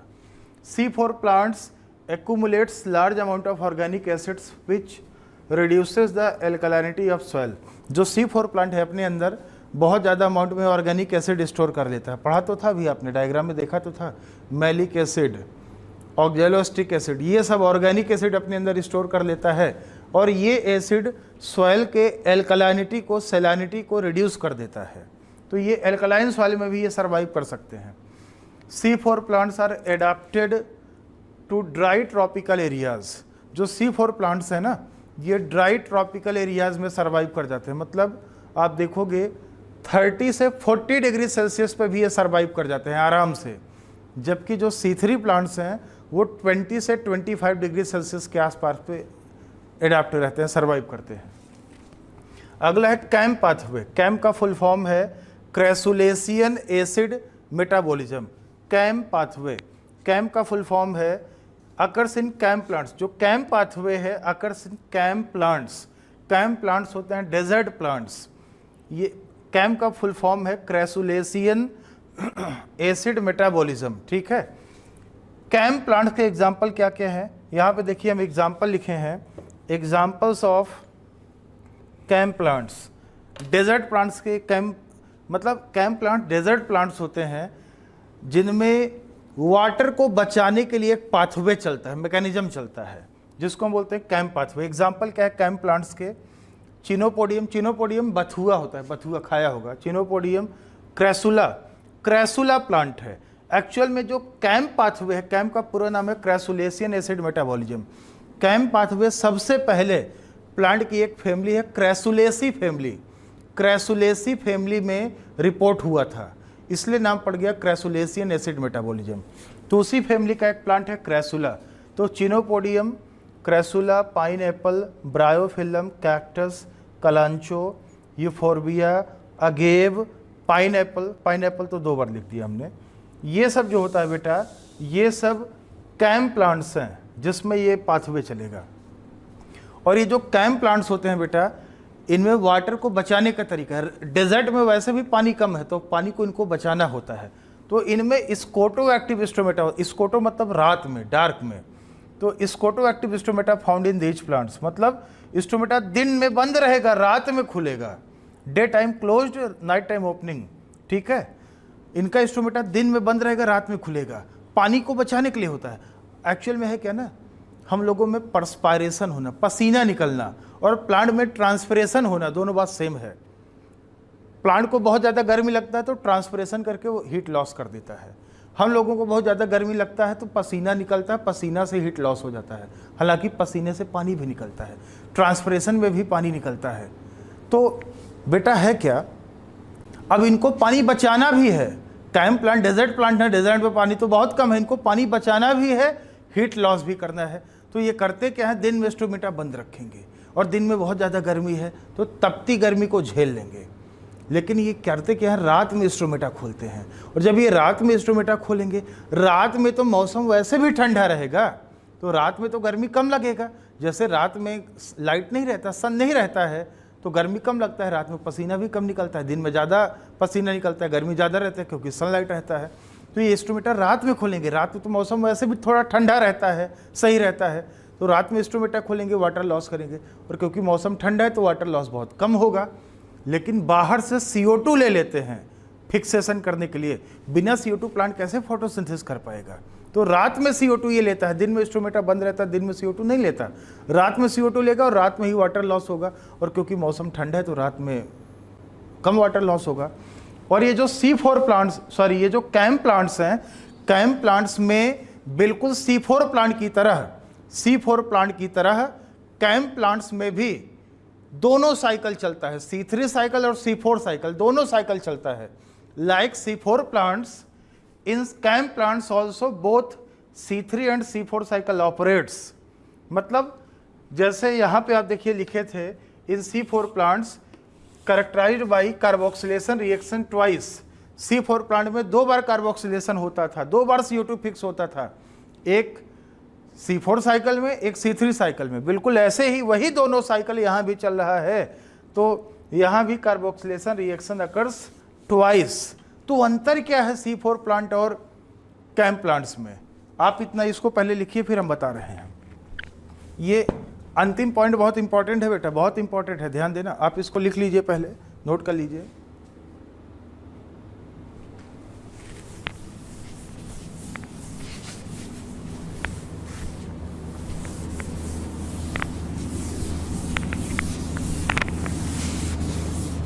तो इसमें देखिए, इन कैम प्लांट्स, जो कैम प्लांट्स होते हैं बेटा, इनमें भी carboxylation occurs reaction occurs twice, C3 C4 cycle इनमें भी दोनों चलता है। लेकिन डिफरेंस क्या है इनमें, डिफरेंस ये है, ड्यूरिंग डे टाइम, दिन के टाइम पे इनमें चलता है C3 cycle operates in mesophyll cells, और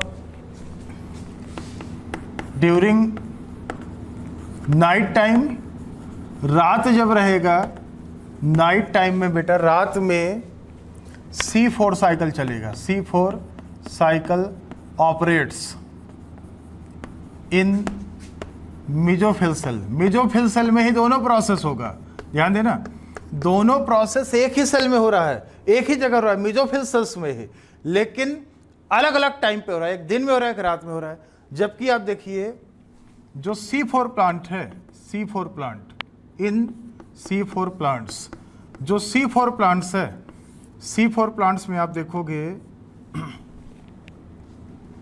ध्यान देना, C3 साइकिल, C4 साइकिल, यहां भी दोनों होगा। लेकिन C3 साइकिल कहां हो रहा है, इन बंडल सीथ सेल, और C4 साइकिल कहाँ हो रहा है, इन मेसोफिल सेल्स, अलग अलग सेल में हो रहा है, जबकि टाइम तो क्या है, सेम है, both occurs at same time, एक ही टाइम पे हो रहा है, दिन के ही समय में हो रहा है, लेकिन अलग अलग सेल में हो रहा है। जबकि जो कैम प्लांट हैं उनमें C3 साइकिल और C4 साइकिल एक ही सेल में हो रहा है, लेकिन अलग अलग टाइम पे हो रहा है। यहाँ पे अलग अलग, यहाँ पे देखिए, यहाँ पे अलग अलग सेल में हो रहा है एक ही टाइम पे, यहाँ पे एक ही सेल में हो रहा है अलग अलग टाइम पे। ये डिफरेंस है, ये डिफरेंस है। मतलब इन C3 प्लांट्स, ध्यान देना, in C4 plants both C3 and C4 cycles are spatially uncoupled मतलब सेपरेटेड, अलग अलग स्पेस में हो रहा है, एक मेसोफिल सेल में, एक बंडल सेल में, बट टेम्पोरली कपल्ड, मतलब एक ही टाइम पे हो रहा है अलग अलग सेल में। Whereas in CAM plants both C3 and C4 cycles are spatially coupled but temporally uncoupled या सेपरेटेड, मतलब अलग अलग टाइम पे हो रहा है, हालांकि एक ही सेल में हो रहा है लेकिन अलग अलग टाइम पे। ठीक है, ये है, ये डिफरेंस है। आप इसको लिख लीजिए, नोट कर लीजिए।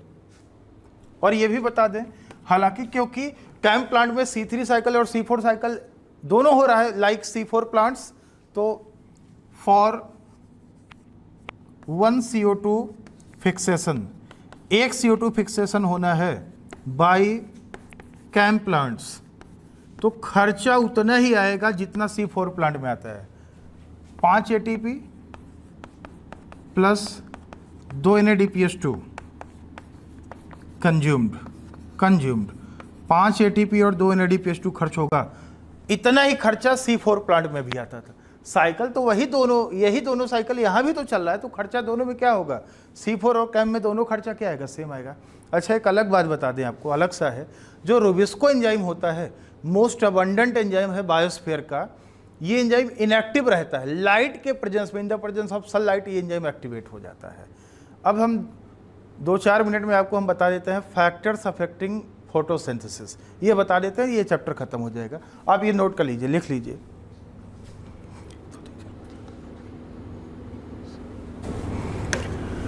फैक्टर्स अफेक्टिंग फोटोसिंथेसिस, तो फोटोसिंथेसिस को अफेक्ट करने वाले क्या क्या फैक्टर्स हैं। अफेक्ट मतलब जो फोटोसिंथेसिस को बढ़ा भी सकते हैं, कम भी कर सकते हैं, घटा भी सकते हैं उसके रेट को। तो क्या क्या फैक्टर्स हैं, इंटरनल फैक्टर्स और एक्सटर्नल फैक्टर्स, दो टाइप के फैक्टर्स हैं। इंटरनल फैक्टर मतलब खुद प्लांट के क्या क्या फैक्टर्स हैं, ठीक है। इंटरनल फैक्टर मतलब खुद प्लांट के फैक्टर्स, एक्सटर्नल मतलब मोस्टली ये इन्वायरमेंटल फैक्टर्स होंगे।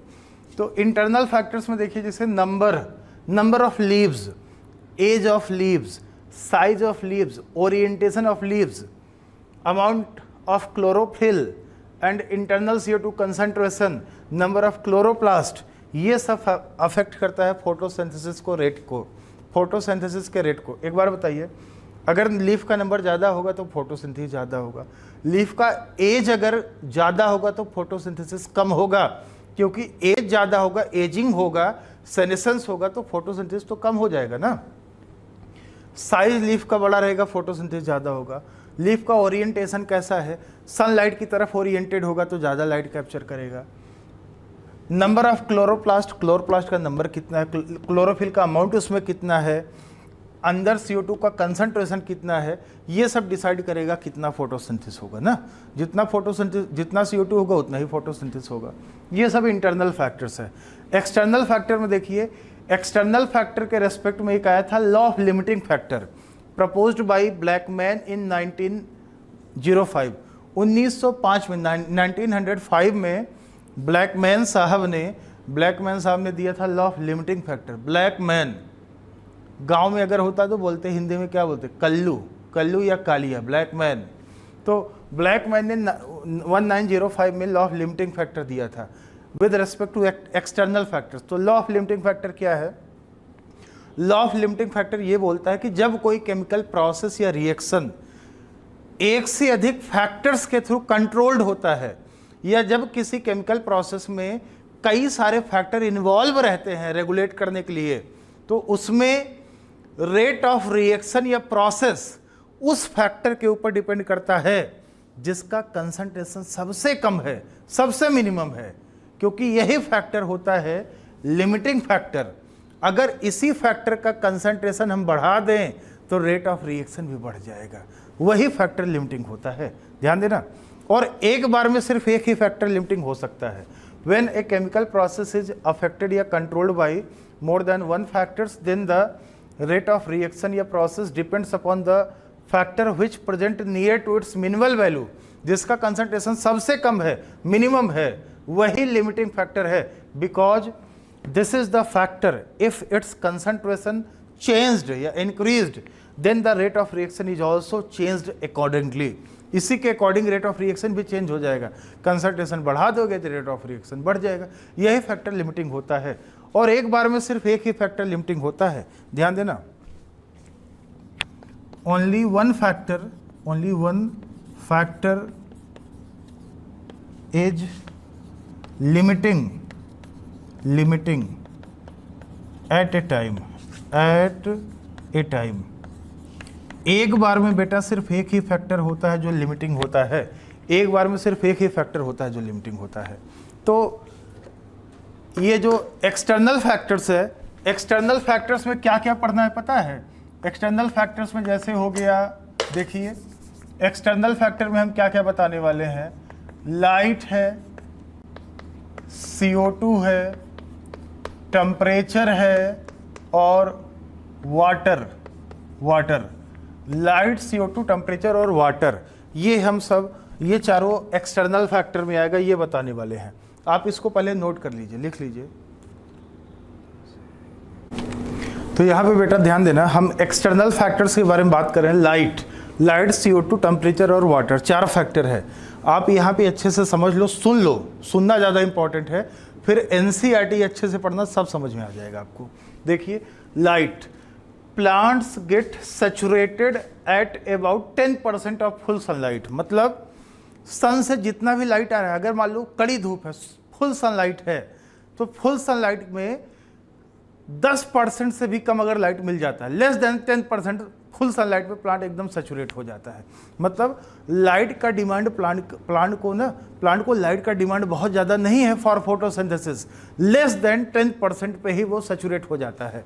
इसका मतलब लाइट कोई लिमिटिंग फैक्टर प्लांट के लिए नहीं है, एक्सेप्ट जो प्लांट्स शेड प्लांट्स हैं, जो छाए में ग्रो करते हैं, सियोफाइट्स हैं जो छाए में ग्रो करते हैं, या फिर कोई प्लांट जो डेंस फॉरेस्ट में ग्रो करता है। तो जो डेंस फॉरेस्ट में ग्रो करेगा, बड़े बड़े प्लांट होंगे, बड़े बड़े प्लांट का जो कैनोपी होता है, ग्रीन कवरिंग होता है, वो सारा लाइट ले लेता है। तो जो छोटे वाले प्लांट होते हैं उनको 10% लाइट भी नसीब नहीं होता। या जो शेड प्लांट है, छाए में ग्रो करते हैं, उनको भी 10% लाइट नसीब नहीं होता। तो उनके लिए लाइट लिमिटिंग फैक्टर होता है या हो सकता है। बाकी अदर प्लांट में लाइट लिमिटिंग फैक्टर नहीं होता है, रेयरली होता है, क्योंकि 10% तो लगभग सबको मिल जाता है यार, कुछ ही प्लांट हैं। तो rarely limiting factor for plants, except for plants, shade plants and plants growing in dense forest, इनके लिए लिमिटिंग है। बाकी रेयरली होता है, क्योंकि फुल सनलाइट के लेस देन 10% लाइट पे ही वो सैचुरेट हो जाता है। Linear relationship is obtained between incident solar radiations and rate of photosynthesis या CO2 fixation at low light concentration. ध्यान देना, अगर मान लो, बात समझना, अगर मान लीजिए प्लांट में लाइट बहुत कम था, 10% भी नहीं था, अगर प्लांट को लाइट बहुत कम मिल रहा था, 10% भी नहीं मिल रहा था, इसका मतलब लाइट लिमिटिंग फैक्टर था, 10% भी नहीं मिल रहा था, और आपने क्या किया, लाइट बढ़ाना शुरू कर दिया, लाइट ज़्यादा देना शुरू कर दिया, तो रेट ऑफ फोटोसिंथेसिस क्या होगा, बढ़ेगा। आपको लीनियर रिलेशनशिप मिलेगा। ऐसे लीनियर ग्राफ, NCERT में ग्राफ बना होगा, लीनियर, एक साइड में आप दिखा दो CO2 फिक्सेशन, एक साइड में दिखा दो लाइट, तो रेट ऑफ फोटोसिंथेसिस बढ़ेगा जैसे जैसे लाइट बढ़ेगा। क्यों? लाइट कम था पहले से ही, ध्यान देना, लो लाइट था, लाइट कम था और आपने लाइट बढ़ाया, मतलब लाइट लिमिटिंग फैक्टर रहा होगा। और अगर बेटा लाइट पहले से ही ऑप्टिमम है और आप लाइट बढ़ाओगे तो रेट ऑफ फोटोसिंथेसिस नहीं बढ़ने वाला, क्योंकि लाइट तो लिमिटिंग फैक्टर था ही नहीं। एक बार में सिर्फ एक ही फैक्टर लिमिटिंग हो सकता है ना, और बहुत ज़्यादा लाइट दोगे तो क्लोरोफिल डैमेज भी हो जाएगा, फोटोसिंथेसिस रुक जाएगा, ये भी है। CO2 is the major limiting factor for photosynthesis. CO2 चारों फैक्टर में सबसे लिमिटिंग फैक्टर, सबसे ज़्यादा लिमिटिंग फैक्टर CO2 है। क्यों? Because very low concentration of CO2 present in atmosphere. Atmosphere में CO2 0.03 से 0.04% है, बहुत कम है। तो CO2 सबसे बड़ा लिमिटिंग फैक्टर है फोटोसिंथेसिस के लिए। तो 0.03 से 0.04 के बीच में, इतना परसेंट के बीच में, और आप 0.04 से अगर हम 0.05 कर दें, मतलब 0.01% अगर हम बढ़ा दें तो रेट ऑफ फोटोसिंथेसिस बढ़ जाएगा। इसका मतलब प्लांट कम CO2 से परेशान था, मतलब CO2 का कंसंट्रेशन कम था जिससे प्लांट बहुत परेशान था, फोटोसिंथेसिस उसमें कम हो पा रहा था। तो ये सबसे बड़ा लिमिटिंग फैक्टर है क्योंकि एटमॉस्फेयर में CO2 बहुत कम है। ठीक है, अब देखिए इफ CO2 कंसंट्रेशन, मान लीजिए किसी प्लांट में CO2 कम था और आपने धीरे धीरे CO2 बढ़ाया, ठीक है, और लाइट पहले से ऑप्टिमम है, ध्यान देना लाइट पहले से ही ऑप्टिमम है, मतलब लाइट लिमिटिंग फैक्टर नहीं है, CO2 कम है, मतलब लाइट ऑप्टिमम है, CO2 कम है, मतलब लाइट ऑप्टिमम नहीं है, लाइट लिमिटिंग फैक्टर नहीं है, CO2 लिमिटिंग फैक्टर है, CO2 कम है। तो देखिए इफ CO2 कंसंट्रेशन इंक्रीज्ड, अगर CO2 कंसंट्रेशन बढ़ाया जाए तो रेट ऑफ फोटोसिंथेसिस या CO2 fixation also increases at high light intensity. ध्यान देना कंडीशन है लाइट क्या हो, लाइट ऑप्टिमम हो, हाई हो, CO2 कम हो, मतलब CO2 लिमिटिंग फैक्टर हुआ।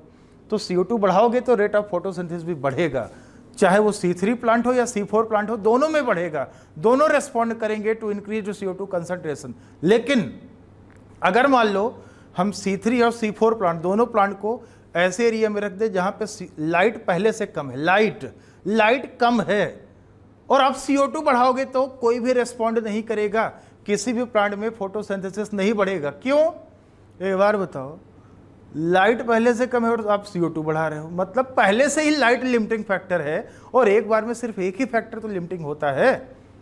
तो लाइट कम है, आप CO2 बढ़ा रहे हो, तो रेट ऑफ फोटोसिंथेसिस किसी में भी नहीं बढ़ने वाला, क्योंकि पहले से ही लाइट लिमिटिंग फैक्टर है। लेकिन लाइट ऑप्टिमम है और आप CO2 बढ़ा रहे हो, अगर CO2 कम है तो रेट ऑफ फोटोसिंथेसिस तब बढ़ेगा, क्योंकि अब लाइट लिमिटिंग फैक्टर नहीं है, CO2 लिमिटिंग फैक्टर है, CO2 कम था ना, तब बढ़ेगा, चाहे C3 प्लांट हो या C4 प्लांट, दोनों प्लांट में बढ़ेगा। ठीक है, और ज़्यादा ज़रूरत किसको है, CO2 की ज़्यादा ज़रूरत किसको है, C3 प्लांट को ज़्यादा ज़रूरत है CO2 की देन द C4 प्लांट। क्यों, क्योंकि C4 प्लांट अपना CO2 को खुद ही बना लेता है बंडल शीथ सेल में डिकार्बोक्सिलेशन से 4 कार्बन एसिड के, और उसमें कोई फोटो रेस्पिरेशन भी तो नहीं होता है कि ज़्यादा CO2 चाहिए।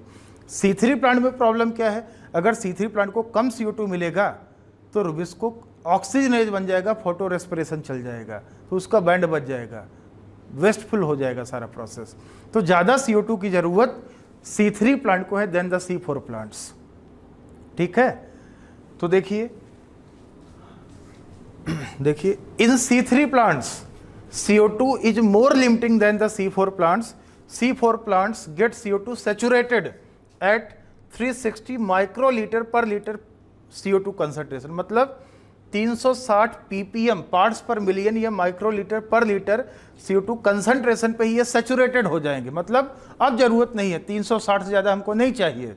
जबकि C3 प्लांट्स में saturation occurs beyond 450 microlitre per litre, मतलब जो C3 प्लांट है उसमें 450 माइक्रोलीटर पर लीटर से भी ज़्यादा कंसंट्रेशन पे सैचुरेशन हो रहा है।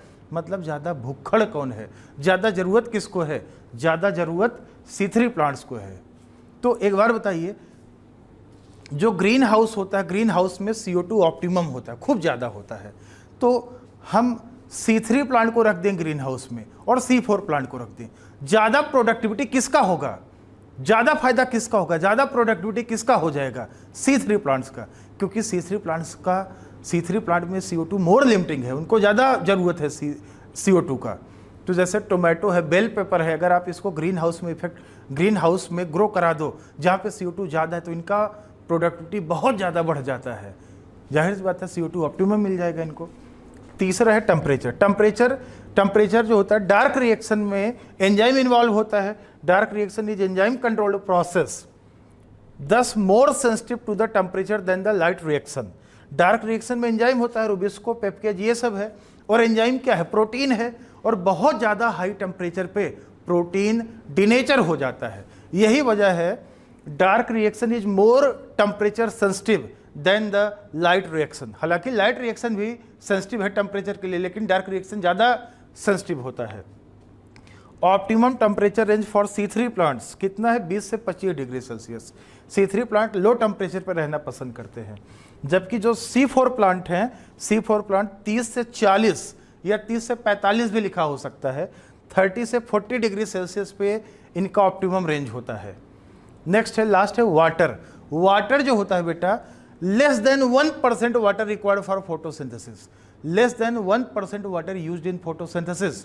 1% से भी कम पानी वाटर यूज होता है फोटोसिंथेसिस। प्लांट जितना भी वाटर एब्जॉर्ब करता है उसका less than 1% water use in photosynthesis. मतलब वाटर प्लांट के लिए कोई लिमिटिंग फैक्टर नहीं है with respect to photosynthesis. Water जो होता है फोटोसिंथेसिस को इनडायरेक्टली अफेक्ट करता है, डायरेक्टली वो प्लांट को अफेक्ट करेगा, प्लांट के ग्रोथ को अफेक्ट करेगा। कैसे? वाटर फोटोसिंथेसिस को इनडायरेक्टली अफेक्ट करता है। कैसे? जब प्लांट में पानी की कमी होगी, वाटर स्ट्रेस होगा, वाटर डेफिशिएंसी होगा, स्टोमेटा क्लोज हो जाएगा, और स्टोमेटा जब बंद होगा, पानी की कमी से स्टोमेटा बंद हो गया, तो स्टोमेटा बंद होने से प्लांट CO2 कैसे ले पाएगा? CO2 नहीं ले पाएगा, CO2 कम हो जाएगा, और CO2 कम होने से फोटोसिंथेसिस कम हो जाएगा। तो बताइए, पानी ने इनडायरेक्टली फोटोसिंथेसिस को अफेक्ट किया, डायरेक्टली तो CO2 ने अफेक्ट किया ना। पानी कम होगा तो स्टोमेटा बंद हो जाएगा, CO2 कम अंदर जाएगा, CO2 कम अंदर जाएगा तो फोटोसिंथेसिस कम हो जाएगा। तो वाटर डायरेक्टली अफेक्ट करेगा प्लांट के ग्रोथ को, CO2 की अपटेक को, इनडायरेक्टली अफेक्ट करेगा फोटोसिंथेसिस को। और इसके अलावा जब प्लांट में बहुत ज़्यादा ट्रांसपिरेशन हो जाता है, वाटर लॉस हो जाता है, लीव्स हल्का हल्का मुरझा जाता है, कर्ल कर जाता है। कर्ल करेगा तो लीफ का सरफेस एरिया कम हो जाएगा, सरफेस एरिया कम हो जाएगा तो लाइट कम मिलेगा, CO2 कम मिलेगा, तब भी फोटोसिंथेसिस क्या होगा? रिड्यूस हो जाएगा। तो ये आप नोट कर लीजिए। तो ये जो चैप्टर है बेटा, ये चैप्टर ख़त्म हो गया है। जो फोटोसिंथेसिस वाला चैप्टर है, ये चैप्टर ख़त्म हो गया है। अब हम स्टार्ट करते हैं प्लांट ग्रोथ एंड डेवलपमेंट, जो सबसे अंतिम चैप्टर है 11th का, वो हम स्टार्ट करते हैं। आप इसको लिख लीजिए, फिर हम वो स्टार्ट करते हैं, ठीक है? या आप नोट कर लीजिए, लिख लीजिए पहले।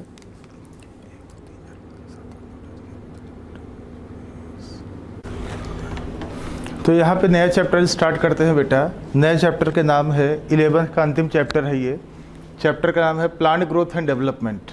तो development is the sum total of two processes, growth and differentiation.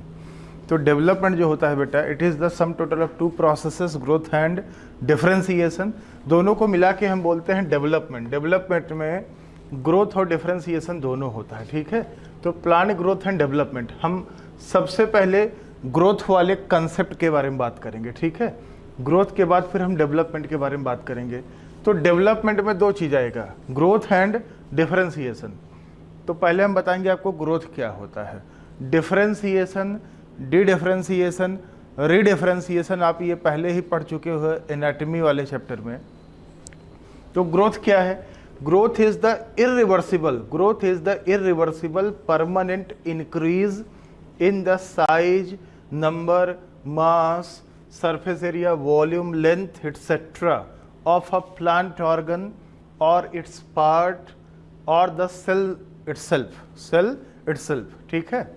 तो इन सब का मतलब, जो अभी हमने ये सब बताया, इन सब का बढ़ना ग्रोथ कहलाता है। मतलब प्लांट का कोई ऑर्गन है या पार्ट है या खुद सेल है, उनका नंबर, सरफेस एरिया, वॉल्यूम, ये सब बढ़ना जो होता है, ये ग्रोथ कहलाता है। Plant growth is indeterminate. इसका क्या मतलब है सुनिएगा। Plant growth is indeterminate. आपने एक चैप्टर पढ़ा था, पहला चैप्टर द लिविंग वर्ल्ड, उसमें हम बता चुके हैं ये चीज़। Plant growth is indeterminate. Plant में जो ग्रोथ होता है वो इनडिटर्मिनेट होता है, मतलब वो कभी टर्मिनेट नहीं होता। प्लांट में ग्रोथ पूरे लाइफ होता रहता है। तो देखिए, ग्रोथ हमने दिखाया प्लांट में और एनिमल में। प्लांट में जो ग्रोथ हो indeterminate, localised and open type of growth. इसका मतलब है, इनडिटर्मिनेट का मतलब है प्लांट में ग्रोथ कभी टर्मिनेट नहीं होता है, प्लांट में ग्रोथ पूरे लाइफ होता रहता है। लोकलाइज्ड है, लोकलाइज्ड का मतलब है पर्टिकुलर लोकेशन, पर्टिकुलर लोकेशन पे ग्रोथ होता है, वो लोकेशन है meristem. And open type of growth, open type of growth का मतलब ये है कि जो मेरिस्टेम है, मेरिस्टेम में माइटोसिस होगा, ध्यान देना, मेरिस्टेम में माइटोसिस होगा।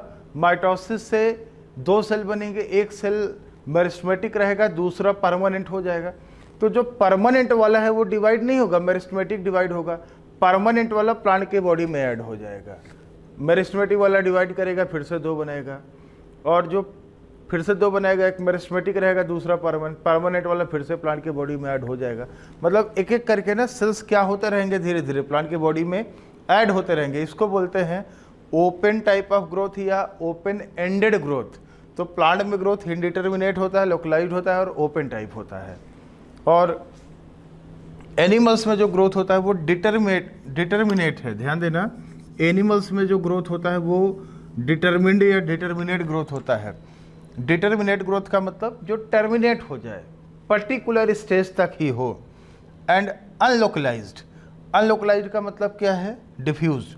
एनिमल्स में ग्रोथ डिटर्मिनेट है, मतलब पूरे लाइफ नहीं होगा, लेकिन जब तक होगा पूरे बॉडी में होगा, डिफ्यूज होगा। डिफ्यूज मतलब पूरे बॉडी में होना, जैसे गैस का डिफ्यूजन पूरे एरिया में हो जाता है, ऐसे डिफ्यूज्ड है। अनलोकलाइज्ड मतलब किसी पर्टिकुलर लोकेशन पे नहीं है। एनिमल में ग्रोथ पूरे लाइफ नहीं होगा, लेकिन जब तक होगा पूरे बॉडी में होगा। इसको बोलते हैं डिफ्यूज्ड या अनलोकलाइज्ड ग्रोथ। अब आगे हम बात करें, ग्रोथ कैन बी मेजर्ड। जो ग्रोथ है, ग्रोथ को मेजर किया जा सकता है। ग्रोथ कितना हुआ ये पता लगाया जा सकता है। तो growth occurs due to increase in the protoplasm. ये बताइए ग्रोथ क्या होता है जिससे हम बोलते हैं ग्रोथ हो रहा है। प्रोटोप्लाज्म बढ़ता है, प्रोटोप्लाज्म के बढ़ने से ग्रोथ होता है। तो growth occurs due to increase in protoplasm, लेकिन प्रोटोप्लाज्म कितना बढ़ा है इसको मेजर करना डायरेक्टली बड़ा डिफिकल्ट है। Growth occurs due to increase in protoplasm which is difficult to measure directly इसको मेजर करना बहुत डिफिकल्ट है। That's why cell number, volume, surface area, length, mass, size etcetera are used to measure growth. तो growth कितना हुआ ये protoplasm, growth protoplasm बढ़ने से होता है, लेकिन प्रोटोप्लाज्म कितना बढ़ा ये डायरेक्टली मेजर करना पॉसिबल नहीं होता, बहुत डिफिकल्ट होता है। यही वजह है अदर पैरामीटर लेते हैं, सेल का number, size, surface area, volume, length, ये सब लिया जाता है ना ये।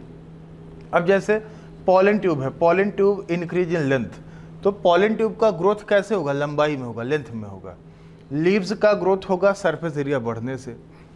सिंगल मेज रूट एपिकल मेरिस्टेम, मक्के में मेज में एक single root apical meristem 17,500 cells produce करता है, न्यू सेल्स पर आवर। तो यहाँ पे ग्रोथ किस रेस्पेक्ट में हुआ, ग्रोथ सेल के नंबर के रेस्पेक्ट में हुआ ना। Cells in watermelon increase in size 3,50,000 times, 3,50,000 times, मतलब वाटरमेलन में जो सेल्स हैं 3.5 लाख गुना ज़्यादा बढ़ सकते हैं। तो ये बताइए यहाँ ग्रोथ हुआ किसके रेस्पेक्ट में, साइज के रेस्पेक्ट में हुआ। तो सब ग्रोथ है, अलग अलग रेस्पेक्ट में ग्रोथ हो रहा है, कहीं पे नंबर के रेस्पेक्ट में, कहीं साइज के रेस्पेक्ट में, कहीं लेंथ के रेस्पेक्ट में ना। आप इसको लिख लीजिए बेटा, नोट कर लीजिए, नोट कर लीजिए, आप लिख लीजिए।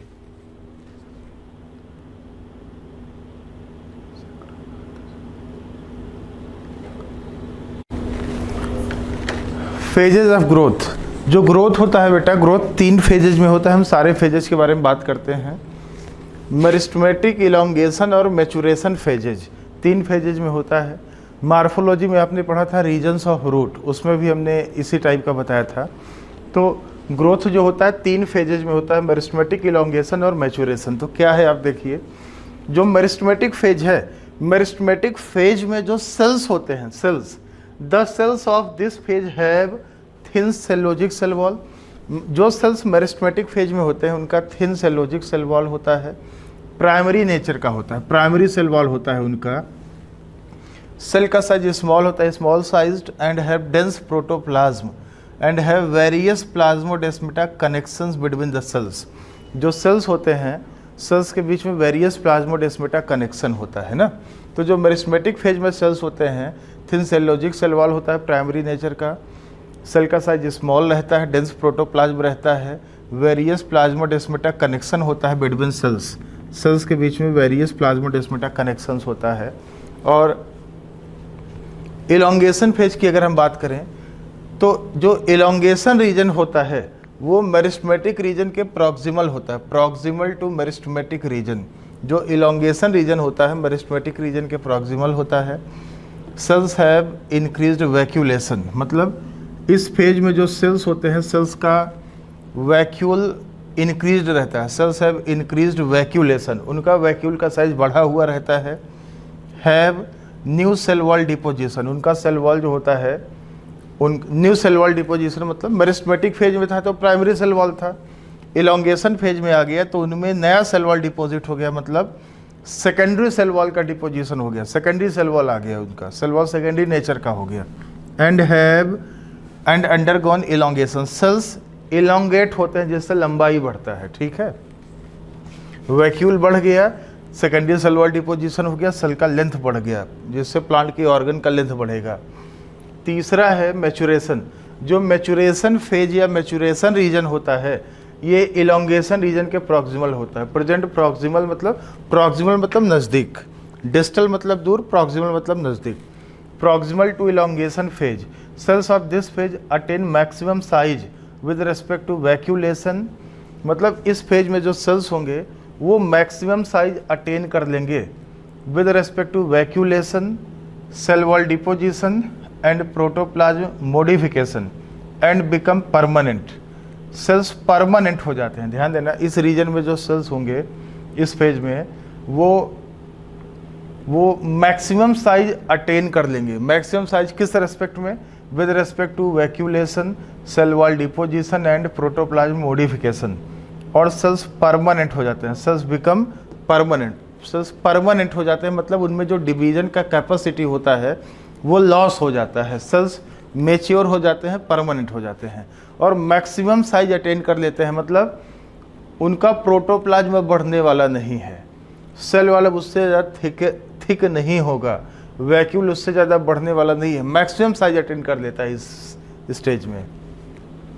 अगला हेडिंग है कंडीशंस फॉर ग्रोथ। जाहिर सी बात है बेटा, जो ग्रोथ होता है, ग्रोथ कई फैक्टर्स के ऊपर डिपेंड करता है।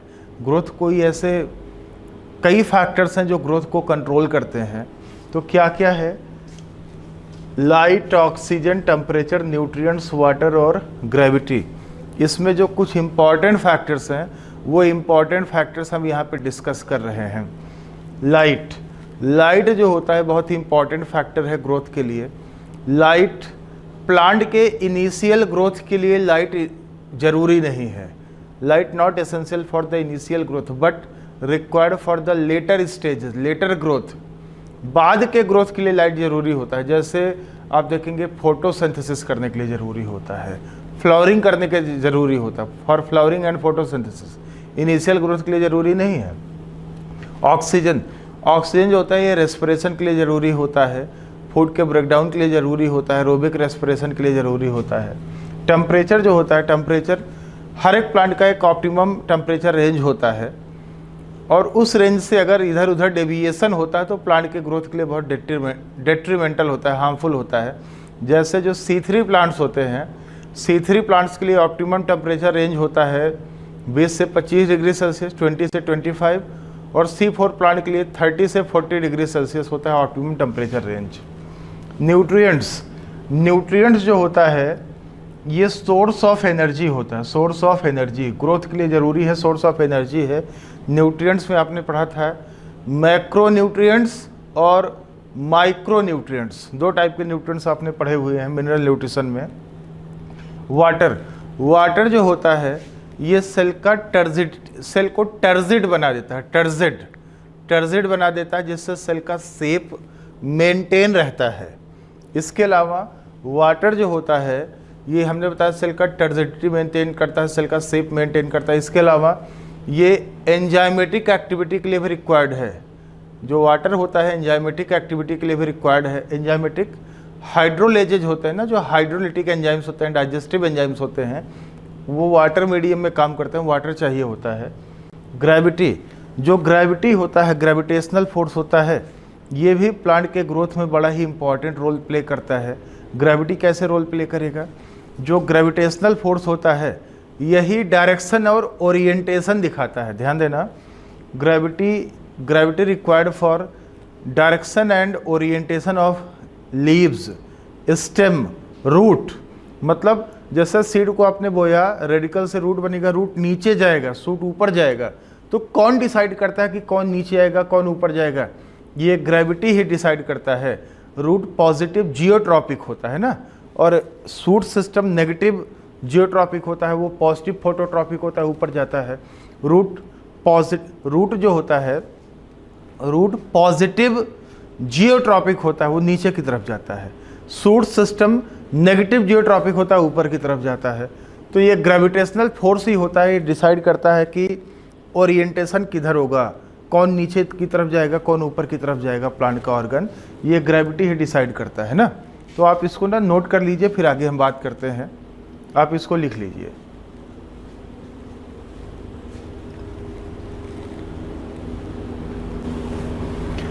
तो यहाँ पे देखना, अब हम बात करते हैं ग्रोथ रेट के बारे में। ग्रोथ रेट क्या है आपको हम बता दें। ग्रोथ रेट होता है increased growth per unit time, increased growth per unit time, और इसको एक्सप्रेस किया जाता है मैथमेटिकली, एक्सप्रेस्ड मैथमेटिकली। जो ग्रोथ रेट होता है ये increased growth per unit time है, मतलब एक टाइम में कितना ग्रोथ हुआ है, कितना ग्रोथ बढ़ा है, उसको हम बोलते हैं ग्रोथ रेट। ये मैथमेटिकली एक्सप्रेस किया जाता है। ग्रोथ रेट दो टाइप का है, अरिथमेटिक ग्रोथ रेट और ज्योमेट्रिक ग्रोथ रेट। जो अरिथमेटिक ग्रोथ रेट होता है बेटा, इसमें ये बहुत स्लो टाइप का ग्रोथ है। इसमें आप देखोगे 1 से 2 सेल बनेगा, 2 से 3, 4, 5, 6, 7, 8, मतलब एक एक करके बढ़ेगा। ये किसकी खासियत है जानते हैं? ये फीचर है माइटोटिकली डिवाइडिंग सेल्स की। जिस सेल्स में माइटोसिस होता है उसकी ये फीचर है। जैसे मेरिस्टेम हो गया ना, मेरिस्टेम, ये माइटोटिकली डिवाइडिंग सेल्स की फीचर है, मेरिस्टेमेटिक सेल्स की फीचर है। इसमें जैसे आप देखिए 1 से 2, 2 से 3, 4, 5, जैसे मान लीजिए एक सेल है, एक मेरिस्टेम है, माइटोसिस हुआ, 2 सेल बना, एक सेल तो परमानेंट हो जाएगा, दूसरा मेरिस्टेमेटिक रहेगा। फिर डिवीजन सिर्फ एक में ही होगा, दूसरा तो परमानेंट हो गया। फिर एक सेल में डिवीजन हुआ, फिर से उससे 1 से 2 बना, फिर एक मेरिस्टेमेटिक हो जाएगा, एक परमानेंट, मतलब हर बार एक एक सेल बढ़ता जाएगा। मतलब 1 से 2 सेल बनेगा, फिर 3, ये बताइए 1 से 2 सेल बना, एक मेरिस्टेमेटिक हो गया, दूसरा परमानेंट। अगर दोनों डिवाइड करते तो 2 से 4 बनता, डिवाइड सिर्फ एक ही करेगा तभी तो 2 से 3 बनेगा ना। तो ये अरिथमेटिक ग्रोथ होता है। Only one daughter cells divide and the other cell differentiates and become permanent, दूसरा वाला परमानेंट हो जाता है।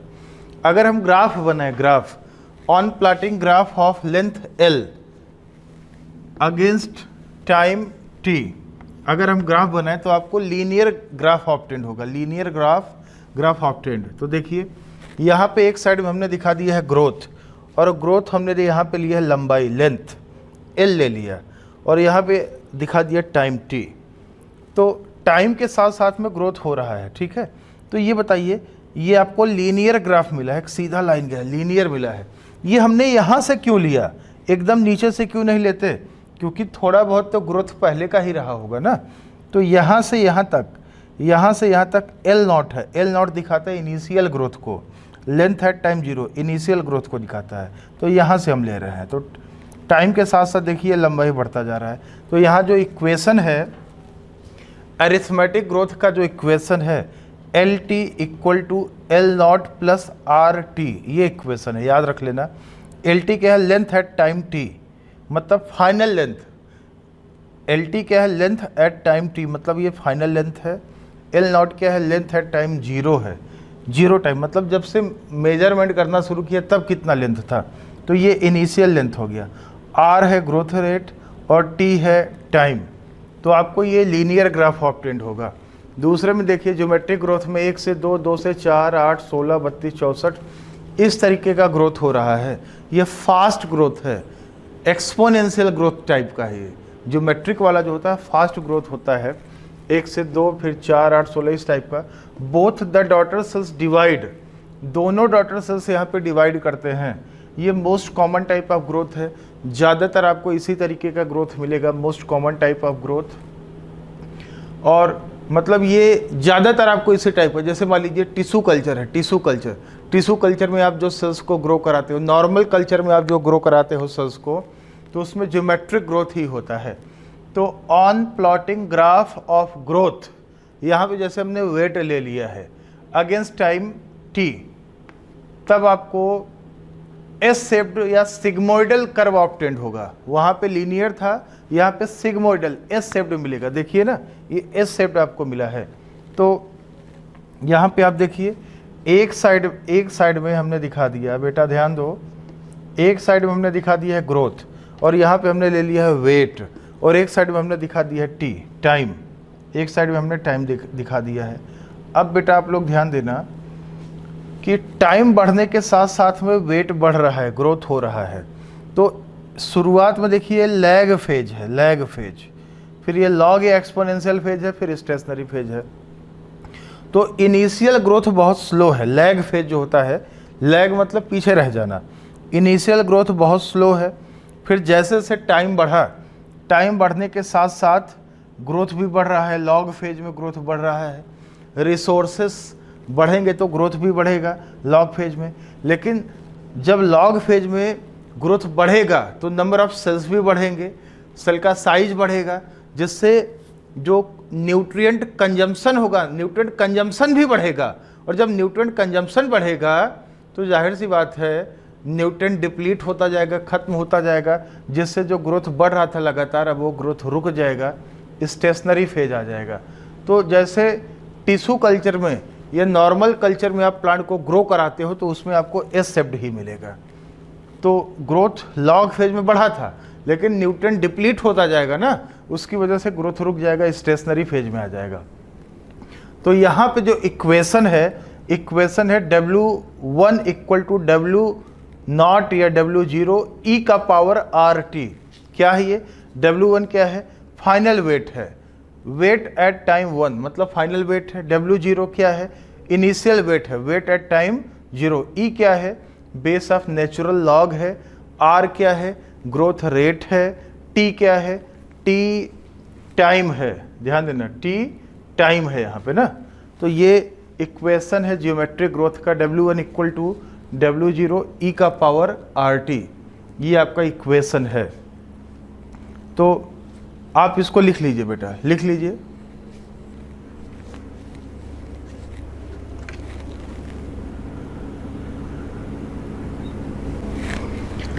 तो यहाँ पे बेटा ध्यान देना आप लोग, हेडिंग है quantitative comparison of growth rate. यहाँ पे हम क्वांटिटेटिव कंपैरिजन करने वाले हैं ग्रोथ रेट का, मतलब ग्रोथ रेट कितना बढ़ा है, कितना क्वांटिटी में ग्रोथ बढ़ा है, ग्रोथ हुआ है, कितना क्वांटिटी में ग्रोथ हुआ है। तो कोई दो सिस्टम है ए और बी, उनका हमको ग्रोथ रेट का क्वांटिटेटिव कंपैरिजन करना है, ठीक है। It can be done by 2 methods, 2 method से हम ग्रोथ रेट का क्वांटिटेटिव कंपैरिजन कर सकते हैं। एक है एब्सोल्यूट ग्रोथ रेट AGR, दूसरा है रिलेटिव ग्रोथ रेट या RGR, ठीक है। AGR और RGR। एब्सोल्यूट ग्रोथ रेट जो होता है ये क्या है? Total growth per unit time, मतलब टाइम के साथ साथ टोटल कितना ग्रोथ हुआ, ये होता है absolute growth rate. Relative growth rate क्या है? रिलेटिव मतलब यहाँ पे कंपैरेटिव ग्रोथ रेट है कोई ना कोई, रिलेटिव मतलब किसी के रिलेटिव में कितना ग्रोथ हुआ। तो RGR का, इसको निकालने का फार्मूला है RGR equal to AGR upon initial size into 100, और साइज जितना कम होता है RGR उतना ही ज़्यादा होता है, ये याद रखना आप लोग। तो देखिए लीफ A और लीफ B, 2 लीफ हम यहाँ पे दिखा रखे हैं, एक लीफ A है, एक लीफ B है। तो ये जो लीफ A है बेटा, इसमें आप देखिएगा ये जो लीफ A है, इसका ओरिजिनल साइज कितना था? 5 सेंटीमीटर स्क्वायर था। ये जो लीफ A है, इसमें आप देखेंगे इसका ओरिजिनल साइज था 5 सेंटीमीटर स्क्वायर, ठीक है। 5 सेंटीमीटर इसका ओरिजिनल साइज था, और ग्रोथ होने के बाद ये 10 सेंटीमीटर स्क्वायर हो गया। मतलब टोटल ग्रोथ कितना हुआ? 5 से 10 हो गया, मतलब 5 सेंटीमीटर स्क्वायर ग्रोथ हुआ है। और ये लीफ B है, ये ओरिजिनली ये 50 सेंटीमीटर स्क्वायर का है, और 50 से ये बढ़ के, ये देखिए इसका साइज बढ़ गया 55 सेंटीमीटर स्क्वायर हो गया, 55। तो ये बताइए यहाँ पे कितना ग्रोथ हुआ? 5 से 10 मतलब 5 सेंटीमीटर स्क्वायर। यहाँ पे कितना ग्रोथ हुआ? 50 से 55 हुआ, मतलब यहाँ भी 5 सेंटीमीटर स्क्वायर ग्रोथ हुआ है। मतलब in both leaves, AGR of both leaves are same, that is 5 centimetre square. ये 5 से 10 हुआ, 5 बढ़ा, ये 50 से 55 हुआ, 5 बढ़ा, दोनों में एब्सोल्यूट ग्रोथ रेट सेम है 5 सेंटीमीटर स्क्वायर। लेकिन relative growth rate of leaf A और बी इज डिफरेंट, दोनों लीफ का, लीफ ए और लीफ बी का, दोनों का रिलेटिव ग्रोथ रेट डिफरेंट है। साइज जितना छोटा होगा आरजीआर उतना ही ज़्यादा आएगा। देखिए ये छोटा वाला लीफ है, देखिए आरजीआर ऑफ लीफ ए कैसे निकालेंगे। एजीआर कितना आया, 5 सेंटीमीटर स्क्वायर आया, 5 था, 5 से 10 हो गया, मतलब 5 बढ़ा, 5 आया था। इनिशियल साइज कितना था, 5 था, तो 5 इंटू 5 इंटू 100 कर दो, 5 डिवाइड बाई 5 इंटू 100 कर दो, कितना आया, 100% आया। और आरजीआर ऑफ लीफ बी, बड़े वाले लीफ का देखिए 5 था, ध्यान देना, एजीआर कितना है 5, 5 बढ़ा था, इनिशियल कितना था 50 इंटू 100 कर दो, 10%, मतलब बड़े वाले लीफ का आरजीआर कम आया, छोटे वाले लीफ का आरजीआर ज़्यादा आया। जबकि एजीआर दोनों का क्या था, सेम था, दोनों 5 सेंटीमीटर स्क्वायर बढ़ा था।